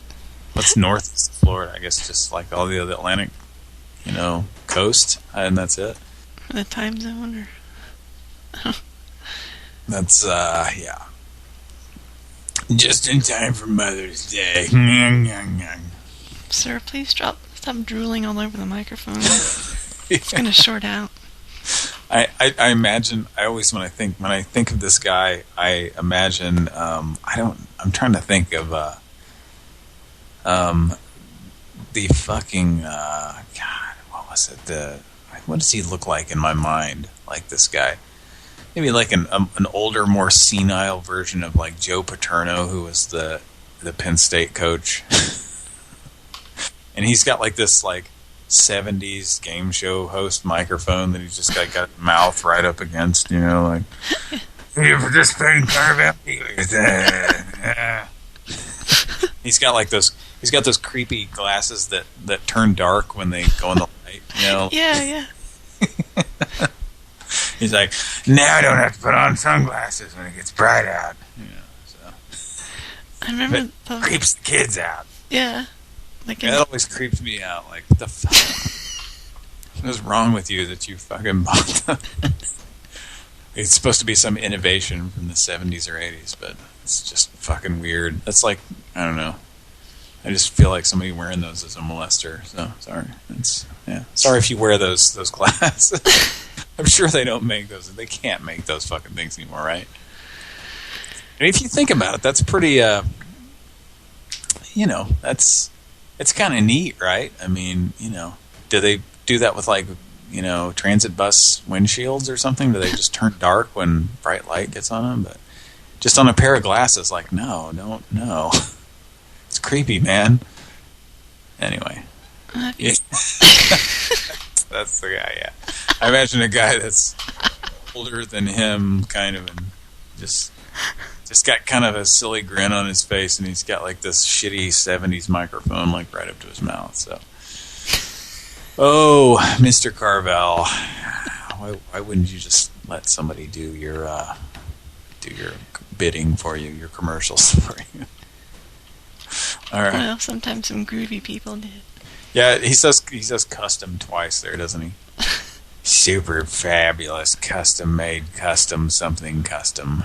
Yeah. It's custom made just because we write something on it that's different than the other customer. They write cookie o pussy on it. Yeah, because it's Billy instead of Bobby. Yeah. Happy Mother's Day. Oh, Happy Mother's Day from Billy and Bobby. I don't know. So Mother's Day's coming up tomorrow, so make sure you buy your mom some ice cream cakes from 1980s Carvel. From a creepy guy in those glasses that go tinted automatically. Yeah. Look at what we have for Mother's Day. Oh, look at what we have. Just look at it. Oh my God, look at that. Oh, I kind of want to masturbate on it. Looks so good. All right. It's a giant blow up cardboard movie thing of like, I'm trying to think of like a certain like fat actress that would be just funny for that. For what? What are you talking about? That's what the Carvel guy's gonna masturbate to. It's like a a movie cut out, blow up like 5 times bigger than, and I can't picture a fat woman. Maybe like Kathy Bates or something. The lady from Ferris Bueller, the secretary. Yeah. What's her name? Edie McClure. Yeah. She was also in Carrie.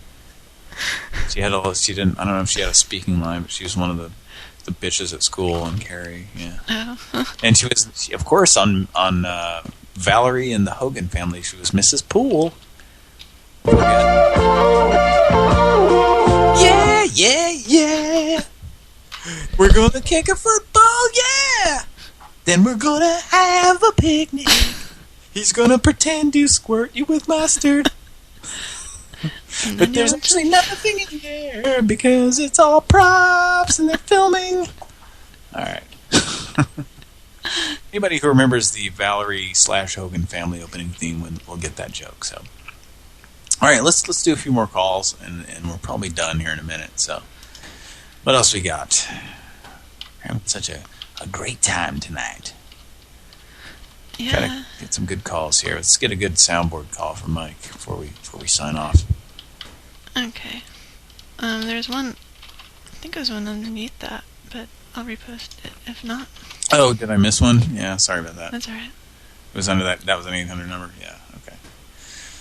Okay. Pran Funkels. Let's give this person a call, shall we? Let's go.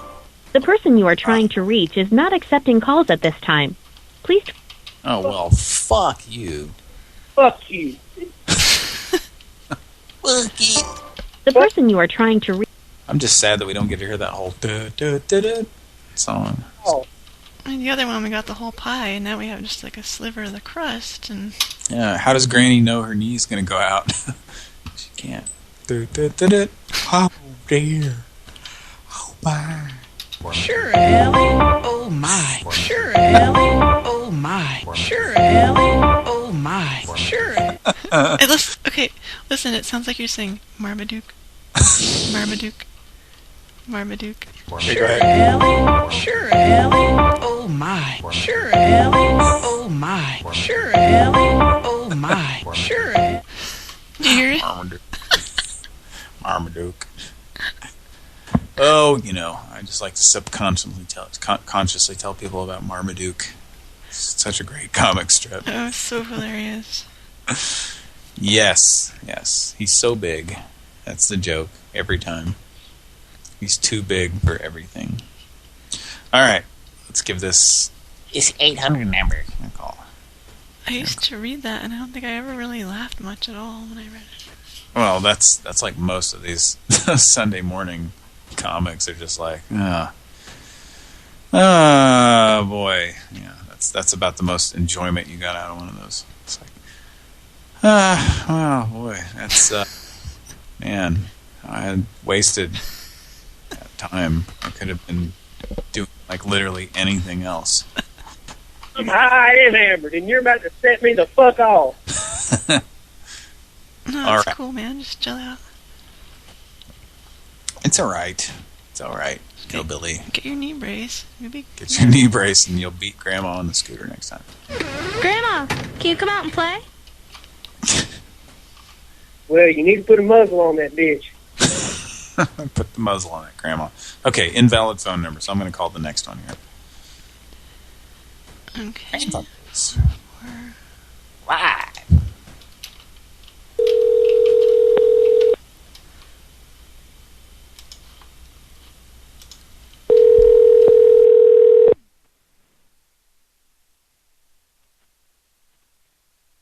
Good morning. Thank you for calling Pacific Drain and Plumbing. How may I help you? Hello? Good morning. Thank you for calling Pacific Drain and Plumbing. How may I help you? I had 2 voicemails on my phone from this fucking number. Excuse me? I had a voicemail from you. All right. Let me see. And what is your name? Do what? I'm sorry. I'm having a hard time hearing you. What are you calling in regards about today? I'll give you a hint. We're shaped like a boot. You called me and left me a voicemail.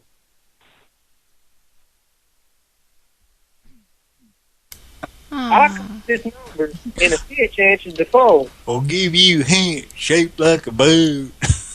What is that shit? Stupid.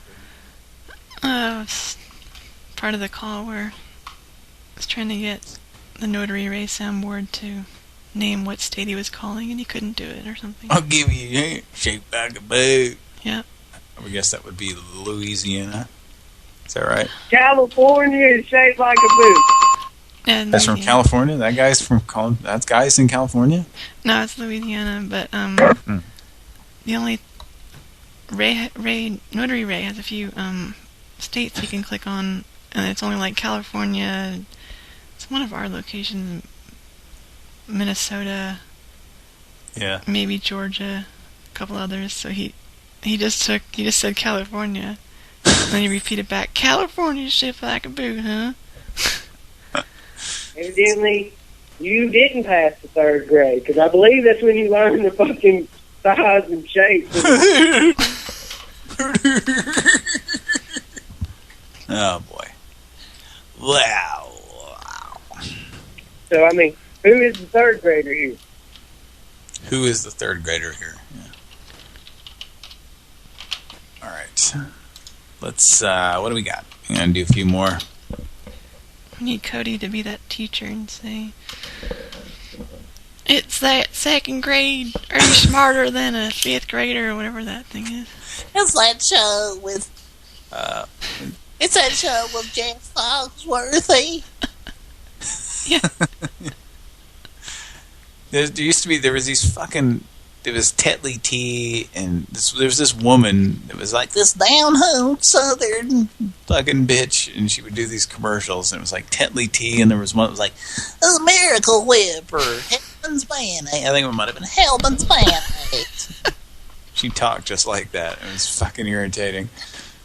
It was just supposed to be some down-home shit. Like, everybody goes like, oh, I'm gonna buy that tea. Mayonnaise. I'm gonna buy mayonnaise and tea. All right. Is it on YouTube? I think we searched and we couldn't find. I think maybe the Tetley tea is still around. I don't know, but I couldn't find. I think I typed in like mayonnaise commercial. But anyway, that's like Cody's what we call a 3rd grade teacher voice.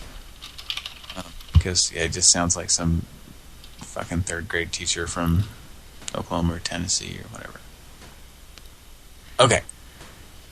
Mr. Lady wants to know what soundboard that is. It's Louisiana Redneck. Louisiana Redneck. From Dial-Tone Disasters, and it's on our main page. You probably know this, but it has a link to soundboards, and it's on there. I'll say whatever I want to you. While you're there, you can download Hot and Horny Guy. Hot Horny Guy. Hot and Horny Guy. That's one of my favorite ones because it's just so...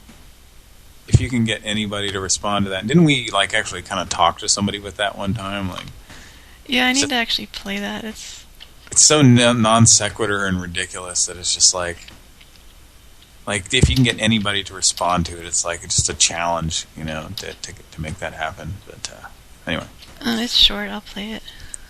This is like $3.99. This is from December 12th, 2015. I did this, and what we did on his soundboard, Mike has it handy. There's like a certain combination of numbers on the soundboard, and then we called that, and we got this guy to answer right away. It was Canada, so we can't call it now, but part of it's edited, but here it is. Hello? Hey, stud. Wrong number. 438-399-66. Yeah, but I have the wrong number. Whip it out and put it in, stud. What? Whip it out and put it in.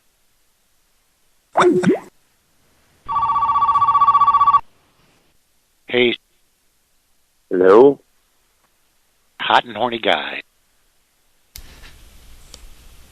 Who's there? Hot and Horny Guy. Some of the hottest sex around. Hello? What the fuck, man?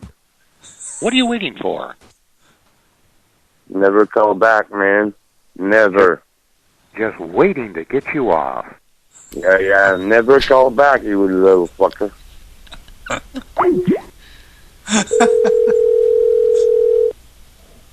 Hello? We didn't quite get that.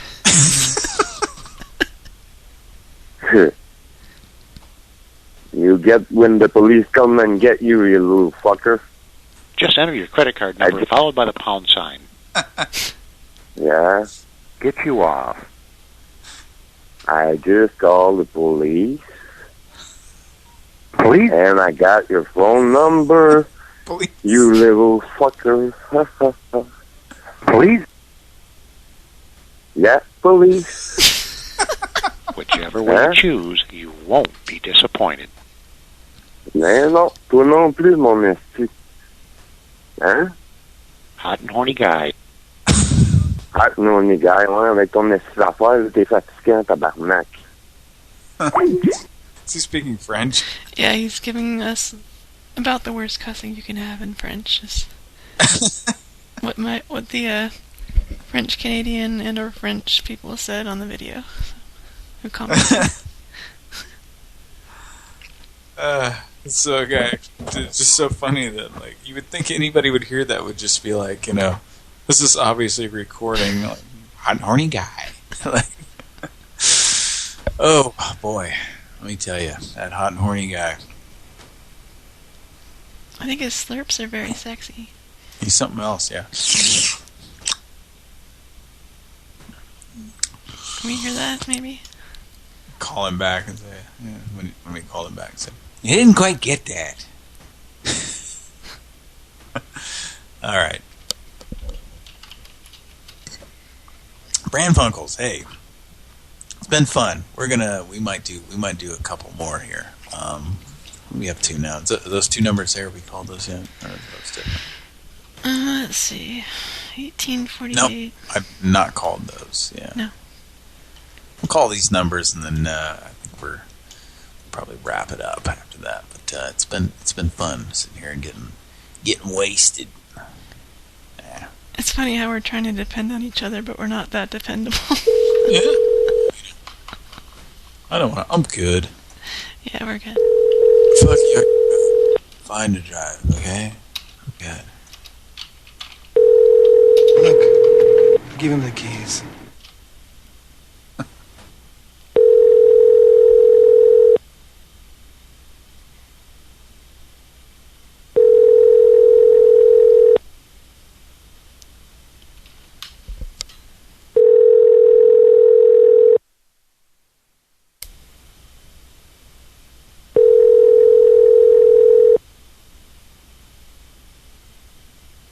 Oh no. Maybe the Price is Right. Losing porn situation. How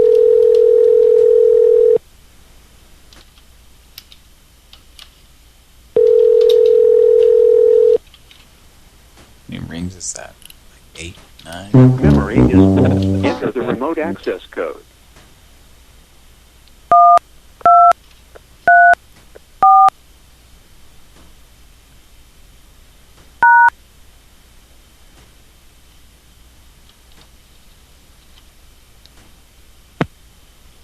Monday and outrageous outdoor owl. Hello? Are you there?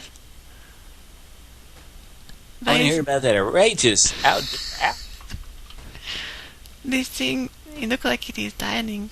What is going on? I have no idea. I just hung up. It asked for an access code like we were somebody's answering machine. I don't know. What the fuck?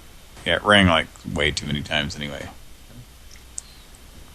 Like a restaurant. An outrageous all-new outdoor owl. Bring the VCR. It's campy comedy. With creature comforts. Please whiz, meet whiz. We need something from each of the major whiz groups. That's when a bear came after Alf in the camping trip. He's saying he needs everything for they need each of the things from a major whiz group. What is it? Yes. Geez. I didn't know it was that kind of trip. You're going out to the they're going out to the woods to Alf. Oh, Alf, let's go out to the woods and you piss on me, Alf. Oh, We had a date. yeah, I want a golden shower, Alf. If it's not too much trouble. Yes. Action! Saturday, Alf. Oh, I can't do this, Alf. Are you singing in the shower? The golden shower? Alf's golden shower, that's right. You sing the Saturday song? Well, Alf, urinates. That's right. I'm camping by the lake and I come by, I see this. And he's filming too. Alf's filming it. I'm singing Saturday while he's pissing in my mouth. I'm going to... I informed the park ranger about this. Yes.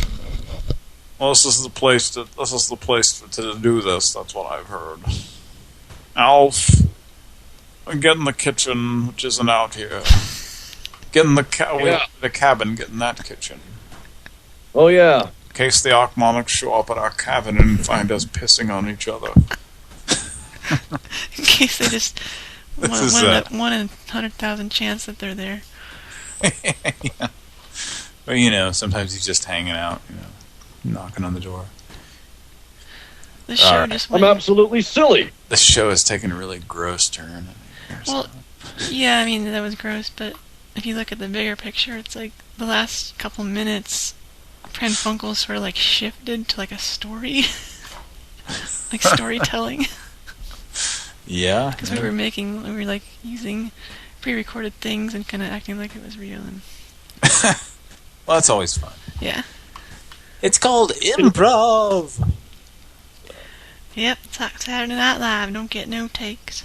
Yep. Well, they do a rehearsal, I think. So. Oh, all right. Okay, let's call another number, and then this is probably our last number of the night. I don't know. To Mike. Yeah, it's 555-8531. We're sorry. You have reached a number that has been disconnected. You have reached a number. Okay, was that the second number? Yes, it was. Okay. Just throw in a couple more numbers, I'll call them. Okay, those are both just disconnected or something? Well, that last one, it said enter your remote access code, and I typed in 1, 2, 3, 4, nothing happened. So. Okay. Saturday. Oh, Alf. Do you do a good Willie? Alf. Get in the kitchen, Alf. Oh, Kate's gonna have a heyday with this. She found me smoking crack. Alright. Are you kidding? Out of a Pepsi can, Alf. Alf. It's actually a Coors Light can, Alf. Oh, okay. Alf. Oh my gosh. Key lime pie, Alf.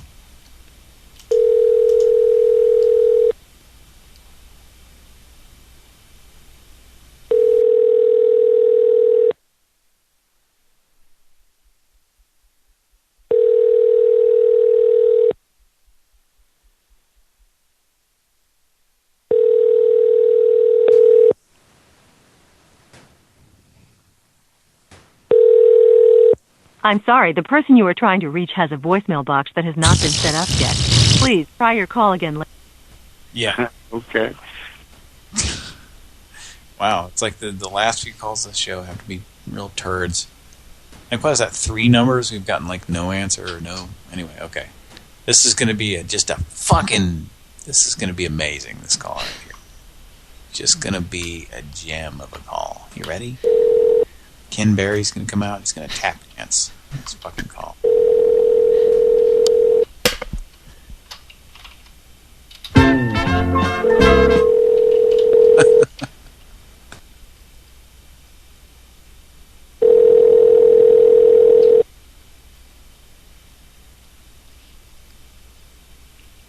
Hello? Hello? Hey. Hello? Oh, man. Oh, Jesus. And somebody out there on those lines is playing around and doing something. Probably. I'm still sleeping. And I'm sitting here in my living room, happy, not nowhere near the phone.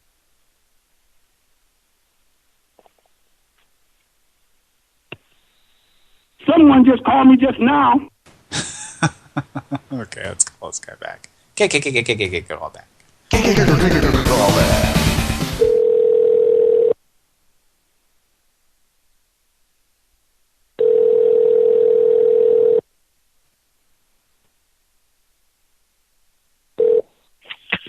I'm still sleeping. I don't even call in this one.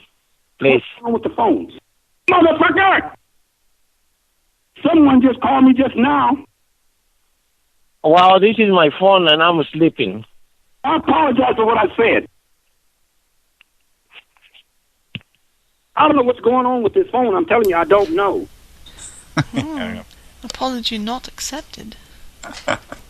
Calling back. Call back.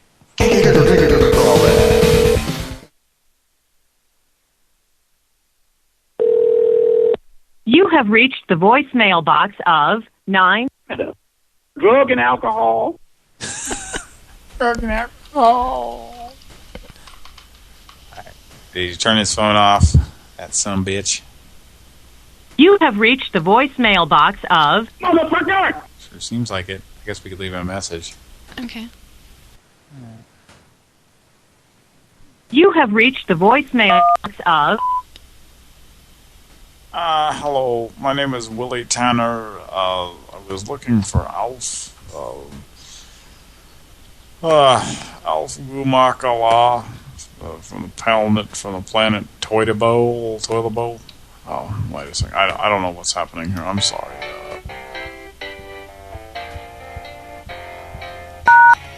To send your message, press 1 at any time. I'm going to start. To listen to your message, press 2. To re-record, press 3. I was quoting For the more Moisha options, thing. press 4. To cancel, at the tone, please record your voice message. When you are finished recording, you may hang up or press pound for more options. Hi, Tam Derrickson Wimberly here. I had a service call that I was returning. I was returning a call for. There was you guys said you had a tangerine stuck in a drain. There was a man wearing a green jacket. Hello? Say it with more energy. Say it with more energy. Hello? I'm sorry. There was a man in a green jacket said he called.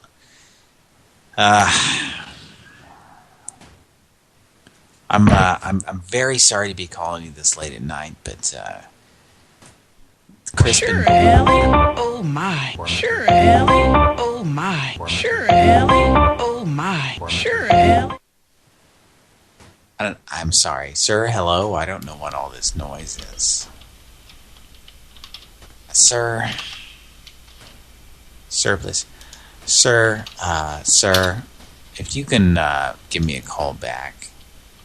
My number is 252-557-0722. Appreciate a call back. We can talk about things. We can negotiate this deal. We can. Hello?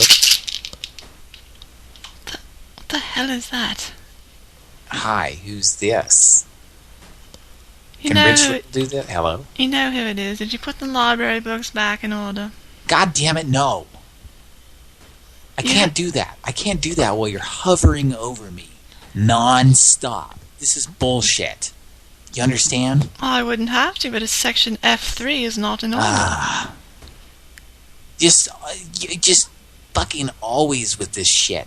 You know, I go and I get us ice cream sundaes and you bitch about there being nuts on yours. I mean, it's fucking bullshit. Just eat the fucking maraschino cherry. You know what I'm saying? You know what? It's Mother's Day and Mother would not like us to fight. Well, you know, it's Mother's Day and I guess I'm a motherfucker. Look at what we have for Mother's Day. There's beautiful, custom-inscribed, custom-made flower basket. Yeah. Look at that flower basket this man is offering us. Give him an Arby's coupon and we'll be on our way, okay? It's enough. It's enough that he's carrying an indelible marker and some sort of a bathtub for a child or a small possum. I don't know. I can't figure this shit out. I can't solve the world's problems, but all I know is that I need to get this done. I need to get off my desk. I have a pan full of microcosms and grease. I don't know what's happening. I don't know what's happening. I haven't taken my pills in 3 days. Why not? And Albert Sanchez is starting to tell me to stop throwing elbow sauce on his face. So I have no idea. Oh, from the famous Sanchez elbow sandwich shop?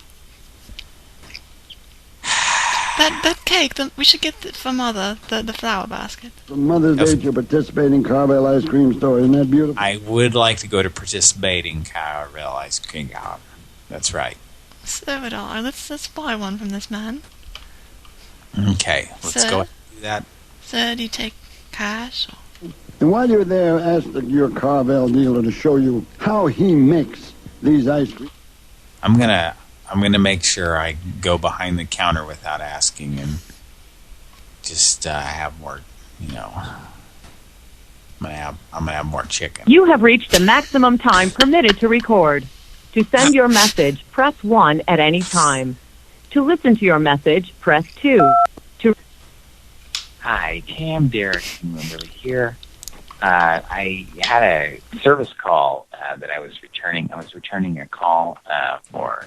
There was you guys said you had a tangerine stuck in a drain. There was a man wearing a green. Hello. Say it with more energy. Say it with more energy. Hello? I'm sorry, there was a man in a green jacket said he called.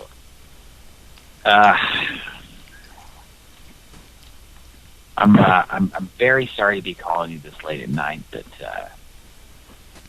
Crispin Glover. Oh my, sure am. Oh my, sure am. Oh my, sure am. I'm sorry, sir. Hello. I don't know what all this noise is. Marmaduke. Sir. Service. Sir, if you can give me a call back. My number is 252-557-0722. Appreciate a call back. We can talk about things. We can negotiate this deal.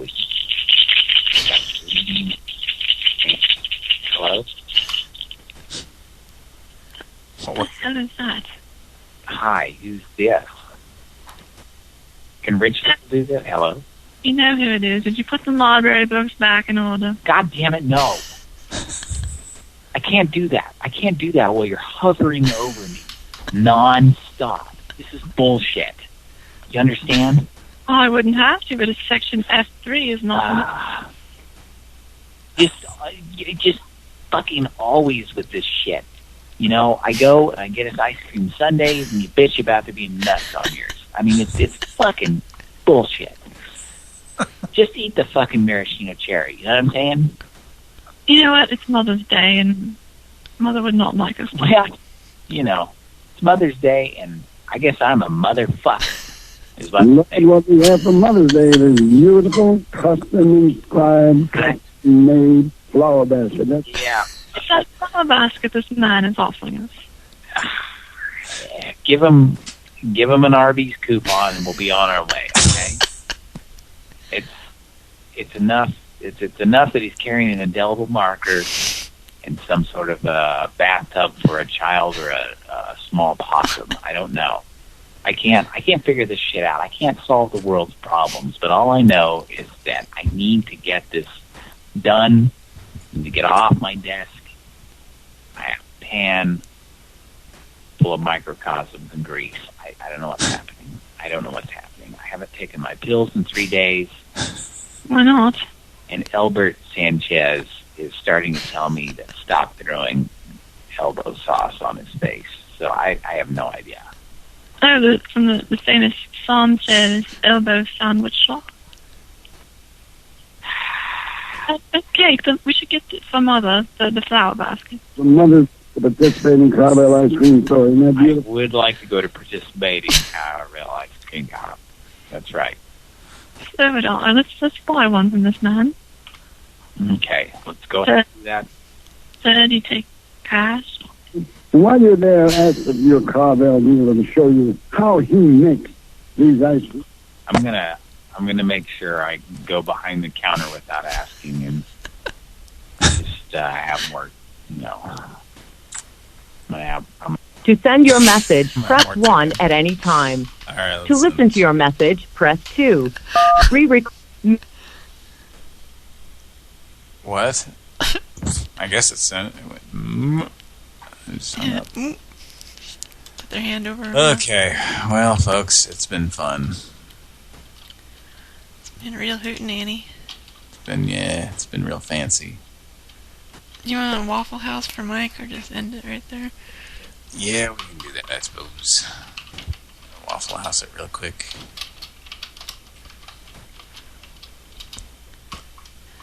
Call him with a real engaging soundboard. You ready, Mike?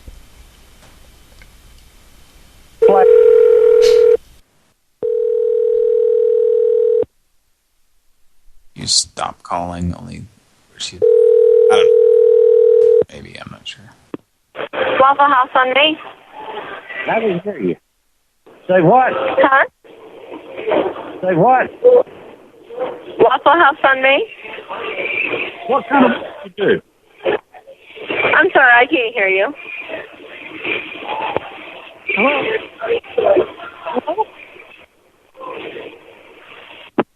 Hello? Well, let's do a casino, where it might be quieter at the front desk.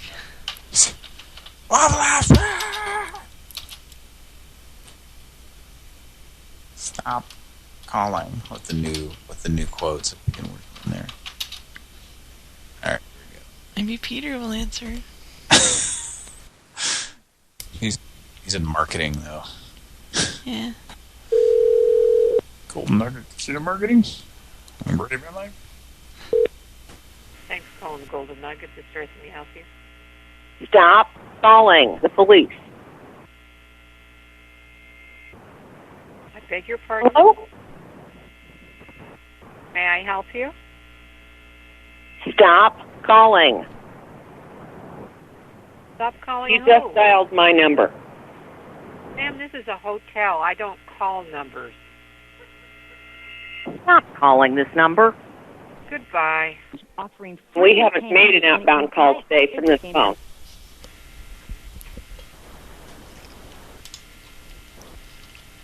I'm calling the police. Go ahead. Have a nice day while you're at it. Leave us alone.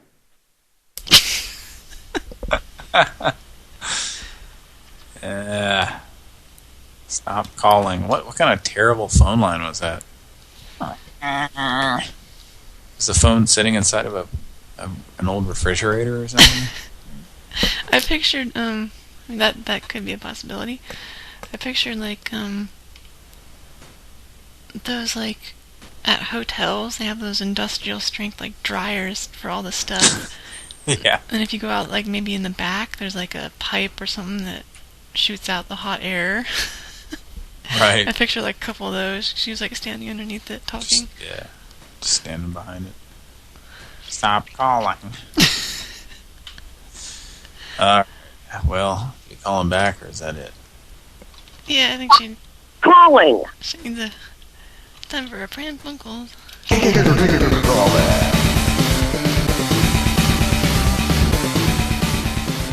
Alright. Use the other lines that don't say specifically stop calling, I guess. Because there are ones that are longer, a little longer. It's just like same shit. I don't know. Alright, I'm calling right now. You can switch over to the whatever you think.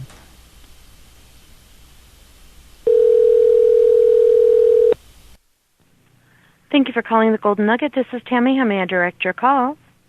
Thank you for holding. My name is Dwayne with Life Protect 24/7. How are you? Congratulations. Yes, sir. May I help you? This is a hotel. I'm sorry. And I deal with Operator. medical alert system. Operator disconnecting. Are you familiar with medical alert systems and how they operate? She's laughing. How are you? What is it? How are you to congratulations? Like, it didn't make sense what he said. How are you? How are you to congratulations? That's what he said. I wonder if that's why she was laughing, because she was... Probably. I was laughing at it because it didn't make any fucking sense. I was laughing at it. I'm going to try to get her again, or you want to wrap it up? Yeah, we can call back, and I say get Larry and say, when's the last time you took a cruise? Or something. I don't know. It's just an idea. Or you could use him again if you want. You could use Casino Larry and talk about the casino parts of whatever in the soundboard. Alright. Here we go. One more call. What does he say about the casino? Does he say a few things? He just talks about the restaurants there. Oh, is that board lost, that version? Oh. Yeah. So it's definitely lost? There's no way to get it back now? I'm not sure. It's on a hard drive that can't be accessed, so... Oh, man. Yeah, that kind of sucks. I don't know. What do you think here? Yeah, call him back. Alright.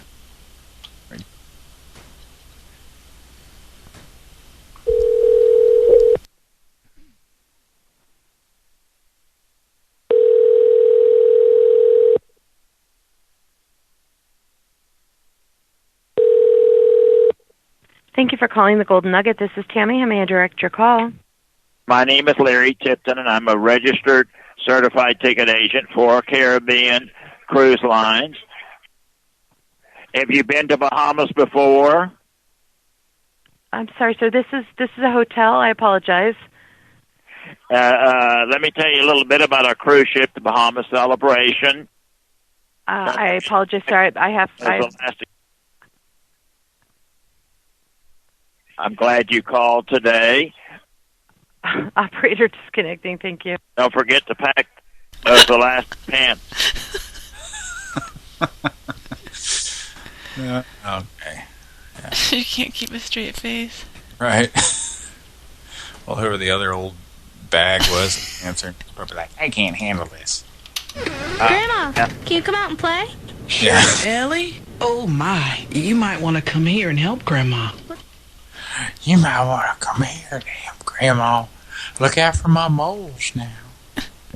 That was the lady who answered the first time. Yeah. I get angry. Anyway. All right, folks. I think that's it, man. I think we're done. It was nice talking with you. It was. It was very nice. And thanks for listening to Pran Funkels, everybody. For all of us here at Pran Funkels, Studio 6B. Good night. See you. Bye. Happy trails, y'all.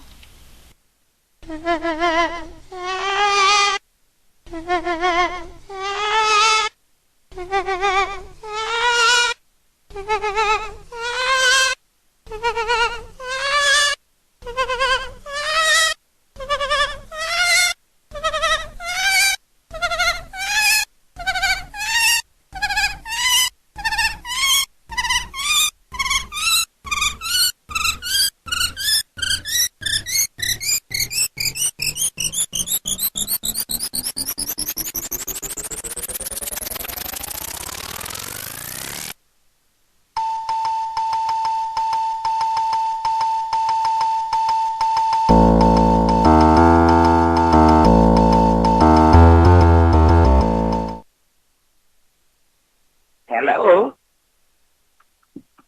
Hello? Yeah, can you speak a little louder, please? Hello?